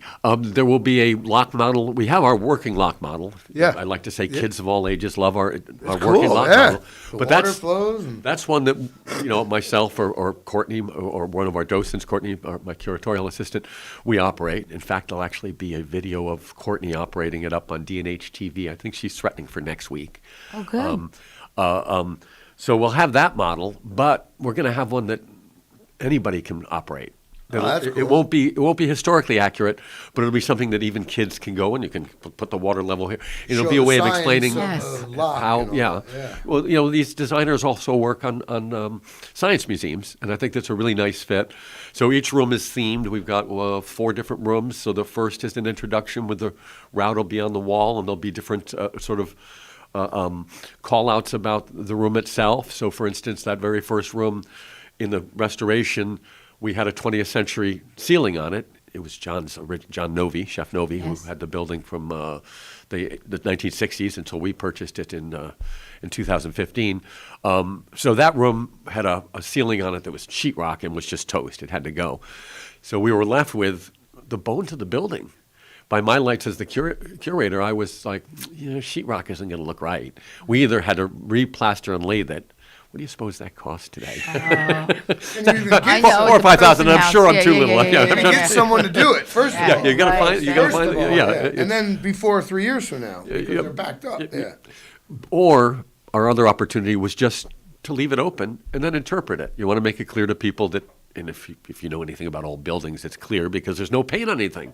This is a 220-year-old building, and you can see the hand-hewn beams. You really get a sense of it. Yeah, it's quite nicer without it. So in each room in the building, that we were finding, the design team is finding something to call out. So in that very first room, if you look up, it's there you go. That's yes. You want to know how they built a building in 1797? Here's a little, look peek into it. Yes. The joinery and as an old building person myself, historians tend to like that kind of stuff. Oh right? yeah, absolutely. The person house, that's what it's all about, right? Yeah. No, and same it's wonderful thing. what the county does there as far as interpreting the building. You can see the remains of the fire, and Right, I'm looking forward to getting back to Person House. I Yeah, feel like we're I looking haven't been forward to there in having years. I know, and it's only been 1 year, right? Yeah, right. It'll be years by the time. It will be, right? So that's your first room.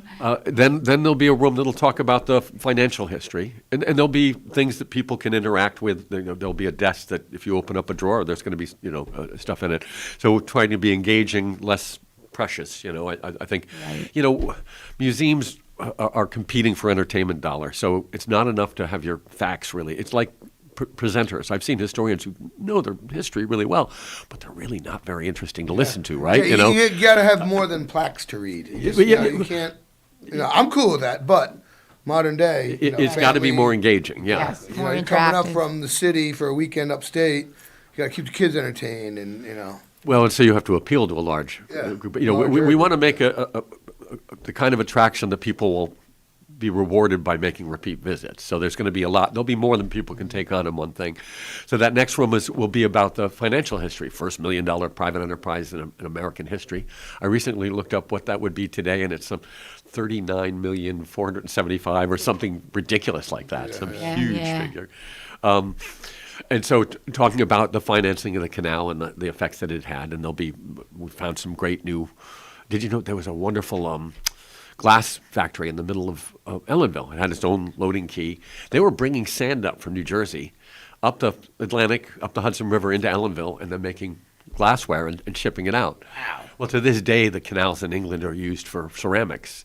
You have less breakage when you move stuff by water. Oh yeah, yeah, that's less a good jostling. Yeah, no, so I was able to buy on eBay, on an online auction, 2 whiskey bottles. Fairly rare. There's from Ellenville Glass. On the bottom, you see the whole thing. So that's great. Oh wow, that's cool. New display items that we'll be putting on, and then we have a room that'll talk about the technology. So about John Roebling, that's where the working lock models will be. There'll be the one for special events or weekends we'll have operated, but there'll be one that anybody can go and sort of work out how a lock really worked. Mm-hmm. You're going to let the water in here, close that there, and float the boat in. Release the water. Right. Cool. Yes. And there'll be some of the. We have a great little. It's not really a diorama. It shows it's an accurate gravity railroad car with the braking system they used, and it's on a track. Because the gravity railroad was inclined, it's installed inclined. This was in our earlier museum. It's one of the things that the design team thought bore keeping on display, and anybody can let the railroad car roll down, and they can stop it with the brakes. Oh, that's great. That would probably have to have 2 parallel tracks, right? An up track and a down track. Originally, it was a loop. Originally, it was single tracked, and they just had sidings. So they had spots along to this day, railroads. So they'd have a spot where one set of cars could go when the second would pass. I can't imagine what who's the traffic manager for that? Yeah, how do you make sure, right? Yeah, that seems like a job. That, So the gravity got improved and enlarged. I think it was 5 times, and each time they made it the first more efficient. So it was the gravity railroad, but it actually used mule power, it used steam power, it used water power. And at least to bring things up. Yeah. So it was called the gravity because it used the weight of all the cars were connected. Originally, they were supposed to be connected with chain. We weren't making very good iron in 1829 here in America. In fact, the strapping for the gravity tracks was purchased in England. Just 2-inch by 1/2-inch iron strapping, but we didn't have the capability. So the gravity used to use chains. Well, chains were breaking. These cars are 4 tons apiece, and I've read sources that claim there are only 4 cars in a row, but they're clearly wrong because I have many images of a dozen cars or more. You can imagine the havoc when a chain breaks on a 4-ton per car. Very dangerous. A lot of people lost their life. Not a happy story. So John Jervis he's forced to go over to hemp rope in the I think it's 1830 or 31. Annual report. There's a line item, $4,000 some odd for hemp rope for the gravity and other things, but it was a huge expenditure. And because they closed on Sunday, this is a 17-mile long, up and down railway. Employees Saturday night went out and pulled all 17 miles of hemp rope, brought it indoors, and then put it back out Monday morning. Can you imagine? Not a job I would like. How big was the rope? I think it had to be decent. Probably. Yeah. Oh my God. There may be a primary source that actually gives that detail. I'll have to look around for that. So in 1844, John Augustus Roebling has left Germany because the Napoleonic Wars. Things are crazy. Germany wasn't a country yet. Germany was some 40 city-states. Bavaria, Bohemia, Saxony, and Austria, But anyway, John Augustus Roebling had studied civil engineering. He comes here to start a farm in western Pennsylvania, which is kind of mind-boggling because he had no background as a farmer. Western Pennsylvania is not very flat. Well, here's the thing, too.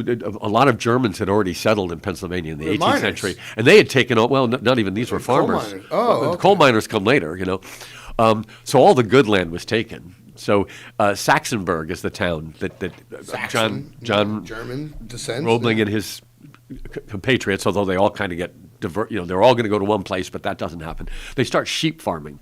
Not surprisingly, they're not very good at that. So he heard about making wire rope. They start making wire rope on his farm in Saxonburg, and he starts selling it to the gravity railroads. They're the very first buyers of his wire rope. In fact, I recently learned that the D&H Gravity Railroad was the first gravity railroad in that era. So in 1844... So was he drawing out wire and wrapping it, or he purchases the wire and then they have to braid it, Yeah. So people get confused about Roebling's wire rope because his suspension bridges sometimes used wire rope for the hangers, but sometimes they used straight iron. Rods, it varied, but he used cable.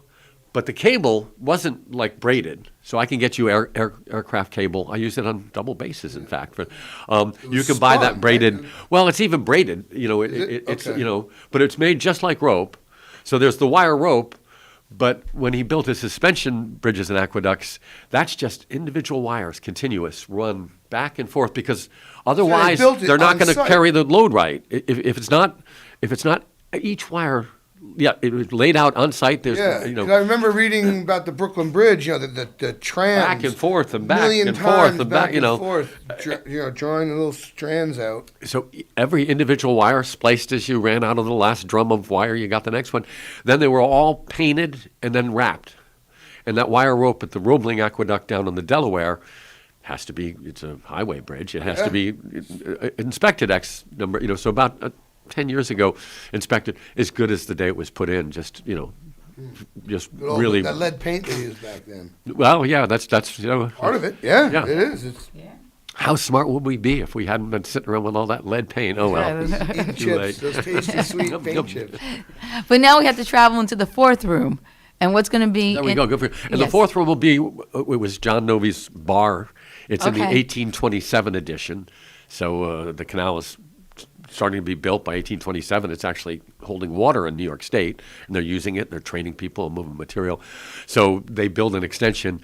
So that'll be the tavern room. It'll be the social history. So the picture of the painting of John Wirtz will be there. There'll be a facsimile of that wonderful article. So you want to know how their religion informed them.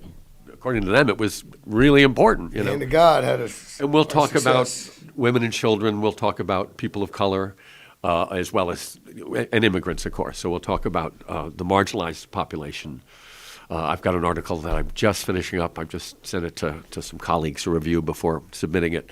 That should be in the Hudson River Valley Review, Marist peer-reviewed journal this fall. Oh wow! Yeah, that's great. Which it's going to be great. There'll be an article on Ellenville glass. There'll be my friend Paul King's article on Roebling in the Hudson Valley, basically talking about his D&H aqueducts. And then hopefully there'll be my article on the marginalized. And I realized a journalist reached out to me wanting to do a story about the workers, and especially people of color. And at first I'm all excited. I was, wait a minute, I can't send her this article yet. It hasn't been released. It's not fair. Yeah. She's been very gracious. I said, if you'll wait till after it comes out in the fall, you can. Nobody's done this research. The community foundations gave me a stipend. I got to do a shout out. March Gallagher was the president at the time, doing a great job for us. And as a comptroller? Yep, and running as comptroller. We don't usually like to do politics, but we'd be foolish not to reelect That's right. March. She does a great job. Absolutely, she does. But they gave me a stipend in 2019 to direct my research on the marginalized populations.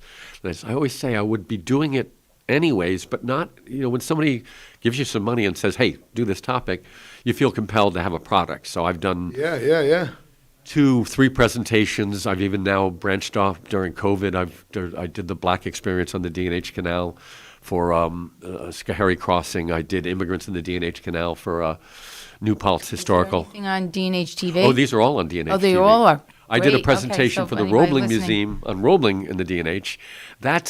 It's up on D&H TV, but they haven't been able to get me the original file. I link it, but I don't think you find it easily. I just put it up on Facebook for people to find, but we'll work out the technical details. And so I'm waiting for the next time somebody wants something on the marginalized. I got women and children still I can do. Yeah, there you but this go. article's 12,000 words on all of them. And there's some fascinating stories, but nobody had ever compiled it. Nobody went even looking. This is why they're marginalized. People, so women, there's people of color really marginalized, women even more so. They are the hardest group to research. They did not matter to people, so they didn't. Nobody, even the newspapers ignored them. Yeah, names are. Well, we're doing a video that's going to be based on a girl hoagie. Now we know there were young girls as young as 7 years old working as hoagies, mule drivers. I've got the name. We find the name of one in a secondary source. Dorothy Sanderson, who's excellent because she footnoted assiduously. So I found her original source even. She tells us that Mrs. James McDermott learned of Hudson Street in Port Jervis, learned her multiplication tables and how to read mule driver for her dad's team. So we wanted to find out more about her. Right. All we've got is her married name. Well, that's women for you. We don't know her. We don't know her Christian name. We don't know her maiden name. We know the name of the man she married. Courtney, my assistant, got really sucked into it, and but we really had a hard time finding her. But while we were talking about, it wasn't even that subject on Facebook, Sarah Wasberg Johnson at the Maritime Museum, she said, we've got audio of a woman hoagie from the D&H Canal, don't you? I was like, no. So we are now going to do a video on Catherine Huftel, who was a mule driver for her father's boat. Huftel? Huftel. Huftel. I thought you said Hockel, like the lieutenant governor. Nope. Huftel. She married Austin Huftel, an Erie canal boatman. So not only was she working on the D&H as a child, but she worked and through we're chasing her down. We know that she married her brother. What was it? Her brother's brother-in-law. So we might be able to finally, but we already have more information. We have her actual name, Catherine, and we have her voice. And so now the video. That alone is amazing. Yes. Well, it's a no-brainer. That's going to be the soundtrack. We'll have Courtney, because it seems odd for me to get up and talk about women and girls. I thought it was smart. Yeah. So Courtney will be doing the narration, and we'll intersperse it with Catherine herself. And this is actually part of a Museum Association of New York and the IMLS. It's something for Museum and Library Services. We got a 2-year grant through the CARES Act. So this is federal, then administered by state level, to help us be even better online. So they've given us access to Zoom and the Adobe Suite, and given us some tech and give us training. And we have to produce product, and so we're producing this video, which will then be linked to exhibits. One of the other things in the museum will be QR codes in each room. So if you really want to dig into a topic, you can go and you can just keep going down that rabbit hole. Yeah. Huh. Interesting. Before we run out of too much time, I want to mention left. I'll be doing Sunday afternoon with our historians once a month. I believe it'll start the last Sunday of May to give me a little time. And I'm going to be a featured speaker on the Hudson River Maritime Museum's solar-powered boat, the Solaris. Oh, Solaris, cool. Captain Sam Merritt's got me. Every other week I'll be a guest. I'll be bringing a collection item, and I'll talk about the D&H Canal, but I really want to keep it open to participants. I'd love to have people come back. So it's going to be different every trip. I'll be doing, I think I've got 10 trips. Wow, it'll be up cool. on Up and down the creek? I'm really looking forward to it. I think we'll be going down to Lock 1 and back. So Yeah. it'll be more about the DNH because that was actually cool. On a section of the silent DNH. summer boat. I cannot wait. I've got my this is I don't need And to when go on does that vacation. start? That'll I believe my first one is June somebody or other. Yeah. Well, I have That's time. awesome. I can let you know the Yes. next Yeah. time. Well, And- next time we'll talk about your schedule next month. So. and it'll be linked on, if it's not already, canalmuseum.org and the Maritime Museum site. So All right. Great. Well, Bill, we got to run, Bill. so we got to go. Thank you so much. I know, appreciate it. And we'll be back with Nancy Shando. Thank you. it is Nancy. I wasn't sure if she Yes. was. Thank you, Nina Poshapak, Cameron Rylance, and a very, very, very special thanks to Bill Merchant for being in and giving us a great lowdown on the design of the new D&H Canal Museum. It's now at the bottom of the hour, and you're with us on Kingston Community Radio, KCR at AM 920 and 92.5 FM. And it is Tuesday, May 4th, Cinco de Mayo Eve, and it's 55 degrees here in Uptown Kingston. This last portion of Kingston Community Radio is brought to you by the Kingston Lions Club, serving the Kingston-Ulster County area since 1941. 901-9067 for more information. Call them. 901-9067. We'll be right back.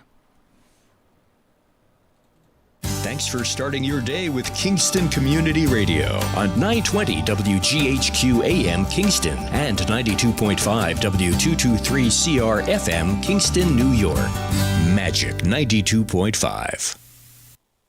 We are Lions. We bring hope where it's needed. We are a global force for good. Support causes that matter. Change lives. Change communities. Change the world. We can do more together than we can alone. Join in. Experience the joy of serving. Be part of the movement. Give back. Let's unite the world for good. We are Lions. You can be too. Visit weserve.org. Hi, this is Tony Marmo from Norman Staffing, and we've been bringing together employers and job seekers since 1980. If you're an employer and have job vacancies, let Norman Staffing help fill them with permanent or temporary workers. We screen, interview, and recommend the best candidates for your company. We make the employment process easier and faster for you. Please call Norman Staffing for your employment needs at 338-9111, 338-9111, or normanstaffing.com.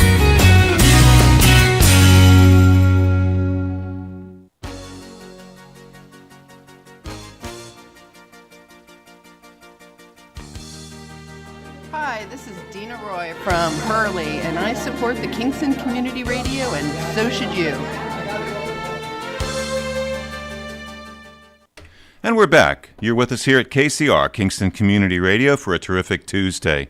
And this upcoming portion of Kingston Community Radio is brought to you by Rondout Savings Bank. Rondout Savings, always working for you and our community with branches in Kingston, West Hurley, and Hyde Park. Also online at rondoutbank.com. Equal housing lender, member FDIC. The weather and forecast for today and through Thursday. Overcast, slight chance of some rain, high of 68. Tonight, 90% chance of rain, some thunder possible, a low of 52. Wednesday, 80% chance of steady rain in the morning, showers continuing through the rest of the day, high of 65. Wednesday night, partly cloudy and slight chance of rain as we move over into Thursday, which is going to be a sunny day along with some clouds, a high of 62, and Thursday night, partly cloudy early with increasing clouds overnight, a low near 40. Well, let's get back to the on-air studio with Nina Poshapak, Cameron Rylance, and our new guest will be on in just a moment. All right. Thank you very much. Nancy Shando, that's her daughter. Nancy Shando, Friends of Historic right. Kingston. Yeah, yes. I always feel smarter after talking to a historian. Yes, you know, yes. It's neat. I like it.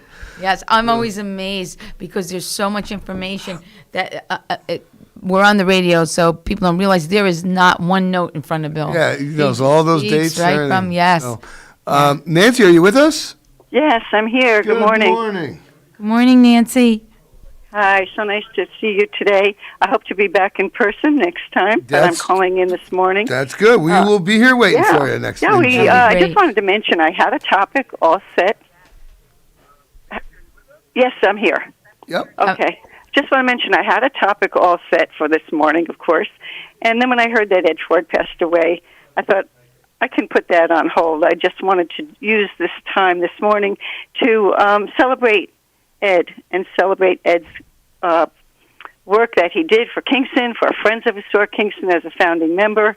And actually, Ed did this segment of the radio show for many, many years. Yes. So I thought I'd like to have a casual conversation about Ed and celebrate Ed's life today. So he was the person who did this radio show. In fact, he did it for so long, he really didn't even want to give it up. But the radio show at that time was on John Street, and it was upstairs in the old building. Yep. And as Ed was up in age, it was difficult for him to make it up the stairs, or he might still be doing that show right up until the end. So we thank Ed for all that he has done. And I did send Nina and Cameron a little message and wondered if you had a story to share about Ed, and I have a few stories to share about Ed.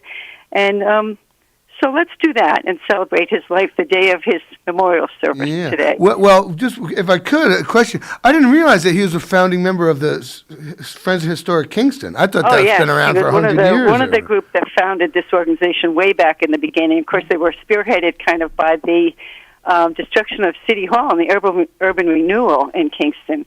And so that got people thinking about history of this area and preservation of this area. And so Ed was involved in this group being formed right from the beginning. And many of the early projects 70s? of Friends were all what Ed was involved in, the Company Hill Path, the Frog Alley acquisition, the Stockade replica that used to be on North Front Street. City Hall was a big one for Ed.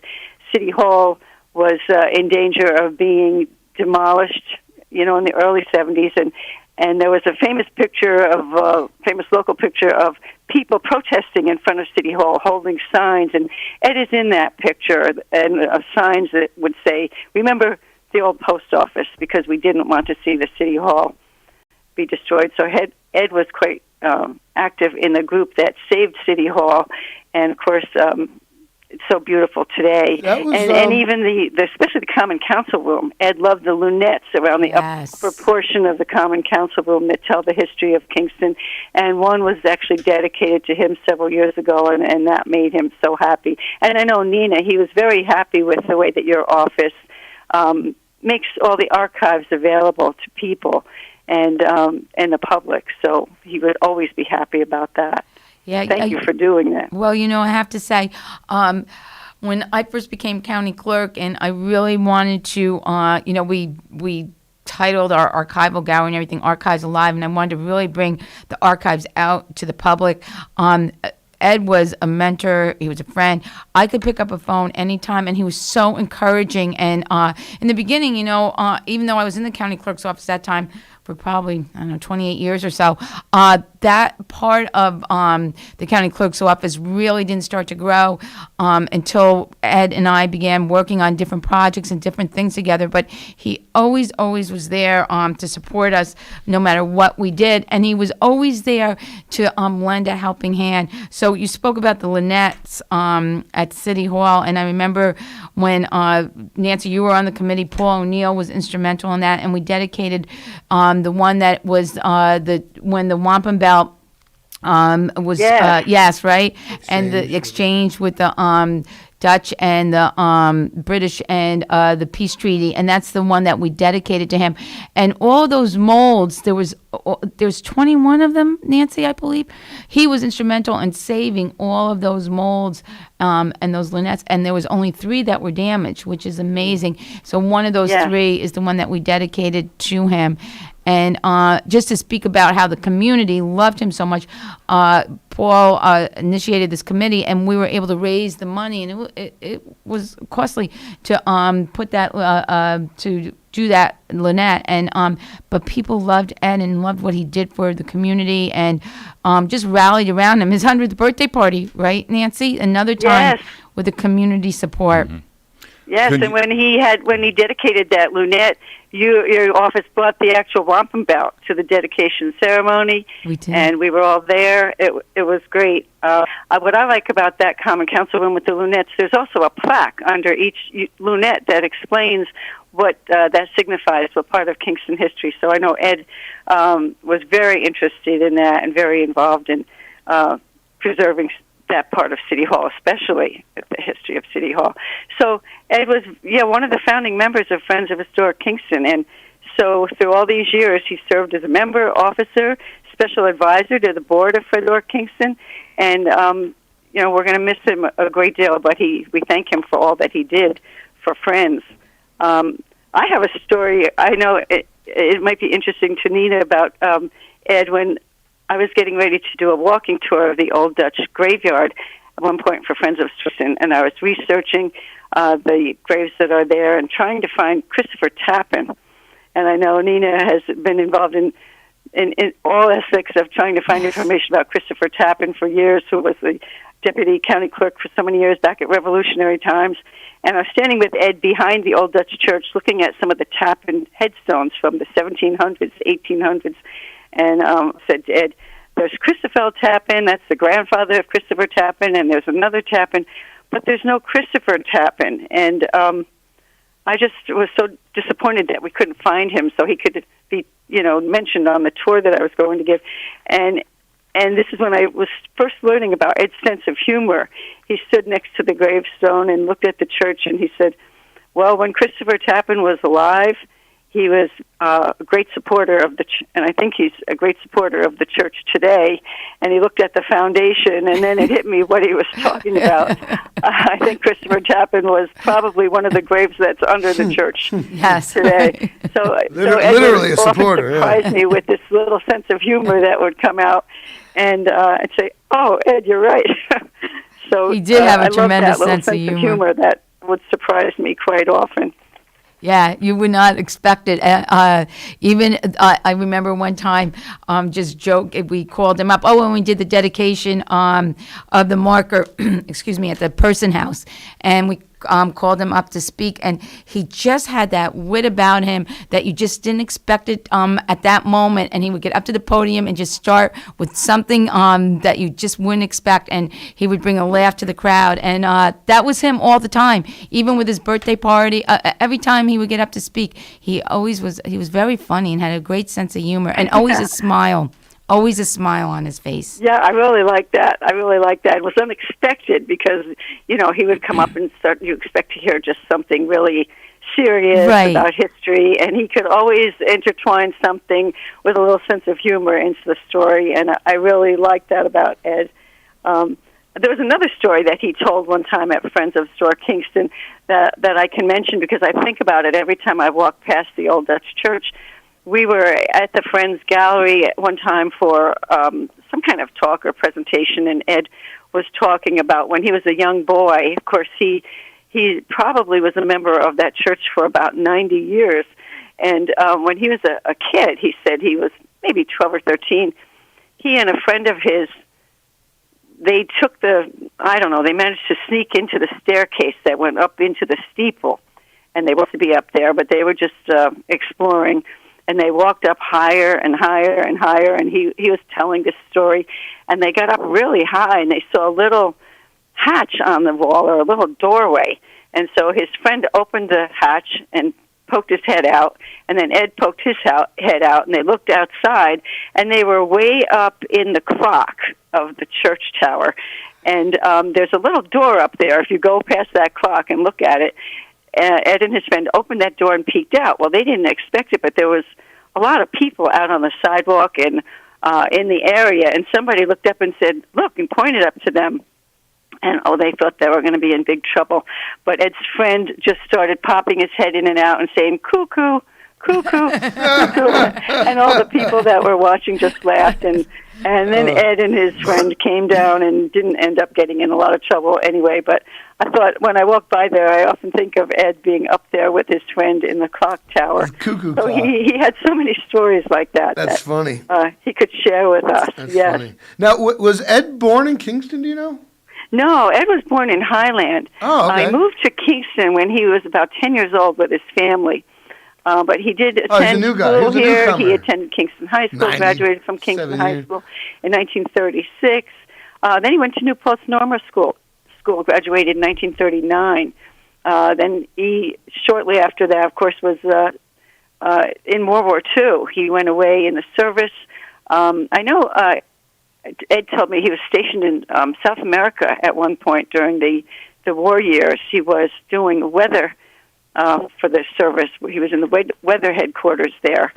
And so he came home after the war quite late. I think he was telling me one time by the time he got home was quite late compared to some of the other service people that got home earlier. Of course, the European people, that war ended first, so they started bringing those troops home, and then the Pacific people were coming later. But Ed was quite late, probably about early 1946, I think, by the time he came home, because I was surprised at that. But he had a lot of stories to tell, and there's so many things that he was involved in here. He was at one time a faculty member, adjunct faculty member of Ulster County Community College, taught some history courses there. He served on the board of Salvation Army, the City of Kingston Developmental Commission, the Kingston Historic Landmarks Preservation, Kingston Heritage Area Commission, and so many other things. But for this segment itself, we're just glad that Ed was involved in the formation of Friends of Historic Kingston, and actually even helped get the Fred J. Johnston House and the gallery for Friends of Historic Kingston, and along with Bob Slater, who was another friend of Ed's. They were probably on the board together. So Ed was so involved in all these things, like I said, the company paths, the Sharp Burying Ground. He was on the committee for being responsible for trying to bring that around. And he was also always interested in the Friends of Historic Kingston archives, securing collections that could tell the history of Kingston, and getting some more collections for the Friends. So he was involved in so many ways. And even with this radio show, when I started doing the radio show, Ed would always call after the show. He listened to this show all the time. And he would call after the show and thank me for doing it and say, oh, it was great. He was always so positive. Right? Oh, by the way, that was 1870, not 1871, right? Could correct you on something. Now, this is a call-in show, 331-9255, and Nancy is sharing some fond memories of Ed Ford, who has sadly left us. So if any of our listeners have a little anecdote or would like to comment on Ed's career or his positive achievements, please don't hesitate to call. We'd love to hear from you. And yes, we'd love to hear an Ed story. I can give you one little story. I have a paper here from Andy Turco-Levin, who used to do this radio show also when Ed used to come in and do the segment. And she shared with me, and she shared on Facebook, a paper that Ed brought with him when he came to do one of the shows. And he got up and when the show was over and he left, but he left the paper on the table and Andy kept it. And the paper says 10 Reasons to Appreciate Kingston. So I thought I'd like to read that today. This is a note that Ed brought when he did one of his radio shows here. So I'll read the 10 that he has on this list in Ed's handwriting. Number 1, Kingston First Capital. Number 2, New York State Constitution. Number 3, Ulster County Courthouse. Number 4, Senate House. Number 5, Stockade. Number 6, Dutch Stone Houses. Number 7, Delaware and Hudson Canal. Number 8, Bluestone.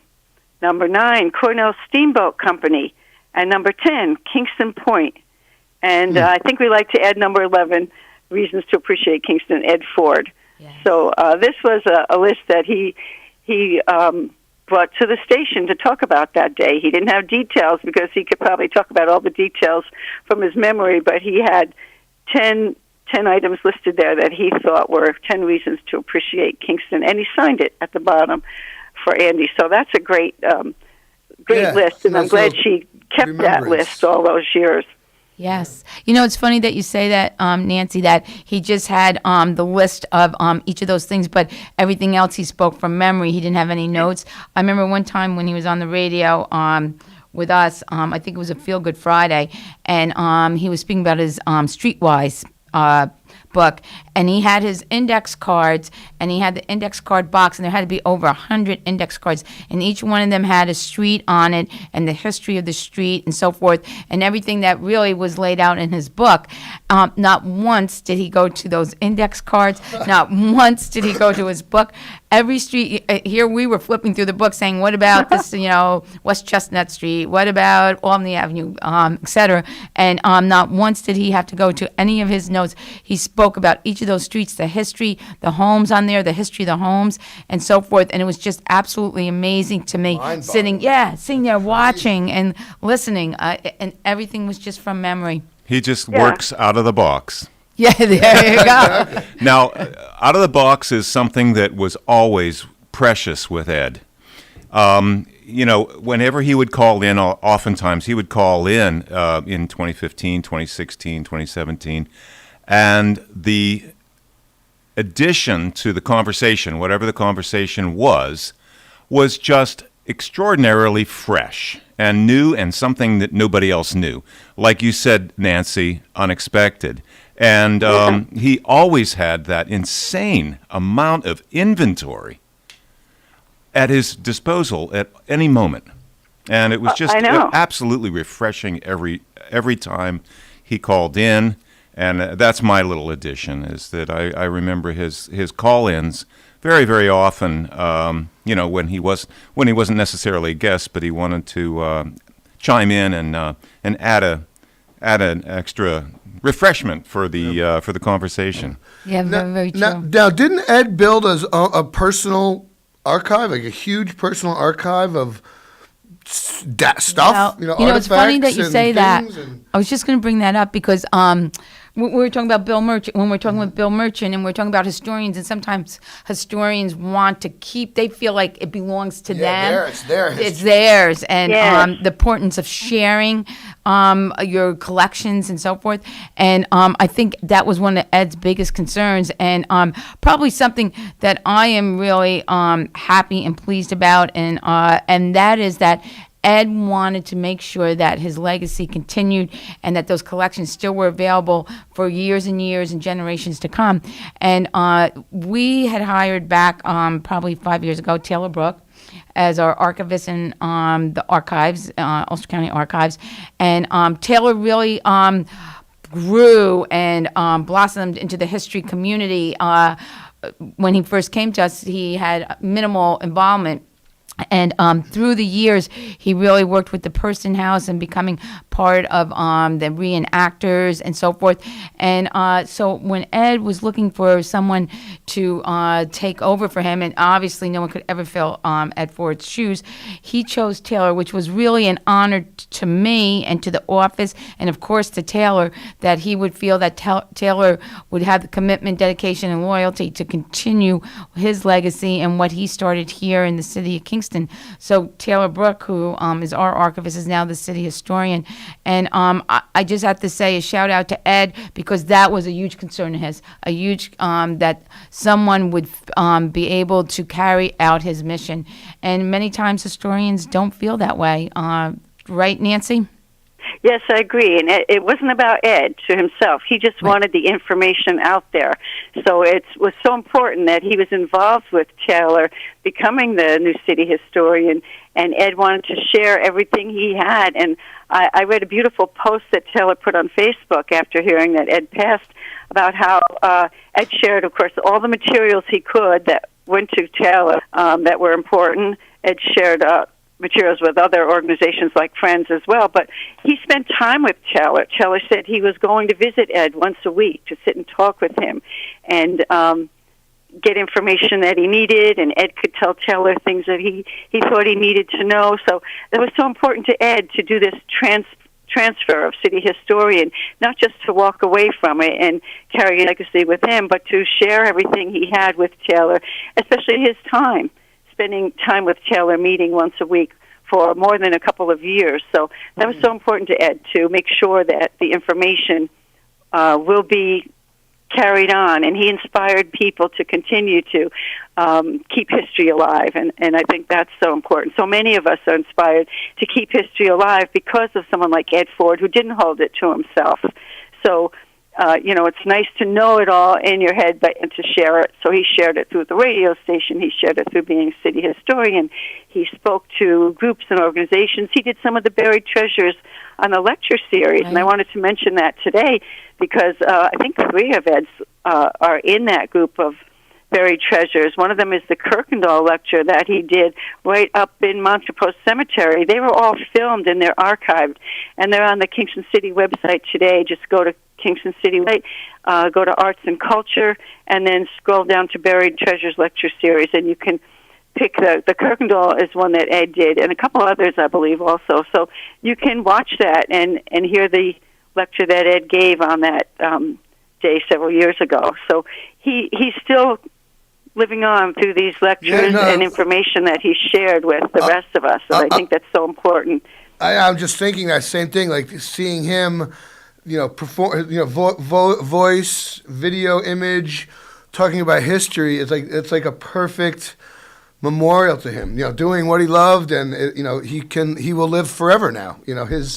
His presence can be both experienced by anyone now. So that's so we celebrate wonderful. All that Ed has done for Kingston, but he will continue to help absolutely. us. We can watch those videos. Yeah. Also, I know Paul O'Neill had a project with Ed where they took Ed in a car. Somebody was driving, and Paul was recording, and they drove up and down all the streets of Kingston and asked Ed to just tell us what he thought about that street, or what is his memory. Like, for example, I saw someone on Facebook said they were talking to Ed as they drove past Pearl Street, and Ed points to 41 Pearl and says, "Oh, inside that building there's a stone house. This brick facade was built over top of a stone house," and you wouldn't know that.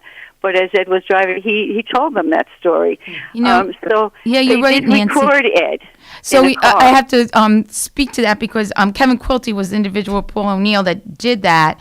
And Kevin and Paul reached out to us, and we actually they actually have transferred that over to us, those files, so that the county has them at this point. And we're hoping to actually sometime edit them so that we can take the video footage along with the audio and put it together and create something that can be shown and put up on YouTube and Facebook and shown in our museums like Friends of Historic Kingston, the Person House, whatever the case may be. Great. Yeah, so it's amazing, and you're absolutely right. They drove like 4 or 5 hours driving through Kingston on like 3 separate occasions, and having him just speak. Yeah, Kevin and Paul had a real Jerry Seinfeld Yes, show. it is. Yeah. Oh, that's great. I'm so glad that it's in possession of the county, and that something can be done with those tapes, because then we have some more information that will inspire us and live on into the future. Right. I think it's even more timely right now with the new people coming to Kingston, and our neighborhoods are changing, and development, and whatever. To me, no better time than now than to try to make this history available to people that may be interested in learning about your new town. Ed's book, Nina, because the Streetwise book is so important. It's a great book. I did know a realtor who said she used to give that book out to people that she sold to, which was a great idea for somebody new coming to Kingston. Yes. Unfortunately, I don't think there's a new printing of the book today, so if anyone has a copy, that's important to keep. I know I've taken mine out for research so many times. I was just asked to do a little research on Grove Street for someone who was doing a project in that neighborhood. First thing I did was Ed Streetwise book, and I learned the history of Grove Street and that neighborhood, and it was so important to have that, as well as some other resources that I could turn to and immediately find out why is that street named Grove Street. It happened to be because the man across the street from Grove Street, the big yellow house up high on the hill of Delaware Avenue, his name was Frederick Gross, and he owned a lime, I think a lime crop in the Hasbrook Avenue neighborhood. I figured it was for the trees. But, Yeah. All right, well, Nancy, unfortunately, we got to run. Yes, So that was. we have reached I our just want to limit. mention quickly, we thank Ed for all he did, and we celebrate Ed on this day. Yes. His memorial service is at 10 a.m. at the Old Dutch Church, and it will be live streamed. So if the listeners would like to tune in, go to the Old Dutch Church website. Ed's memorial service will be live streamed this morning, and we thank Ed for everything all those years. All right, and thank you so much, Nancy. We appreciate your time. Okay, thank you. All right, listeners, hey, it's Bye-bye. Terrific Tuesday. Yes. We got to Thank you go for so we don't run listening. late. And take care. Yeah. Thank you. Thank you, Nina Poshpak. Thank you, Cameron Rylance. Thank you for our guests. Bill Merchant and Nancy Shando, and great tributes to Ed Ford today. It's now 8:58, 8:59. It's 9 o'clock right now, Tuesday, May 4th. It's 55 degrees here in Uptown Kingston, and this last portion of Kingston Community Radio was brought to you by Rondout Savings Bank, always working for you and the community, with branches in Kingston, West Hurley, and Hyde Park, also online at rondoutbank.com. Equal housing lender, member FDIC. And thank you for sharing the morning with us. And until tomorrow at 7 a.m. for a Super Wednesday, we wish you every success in growing and developing Kingston and all our neighboring communities. We now return you to Magic 92.5.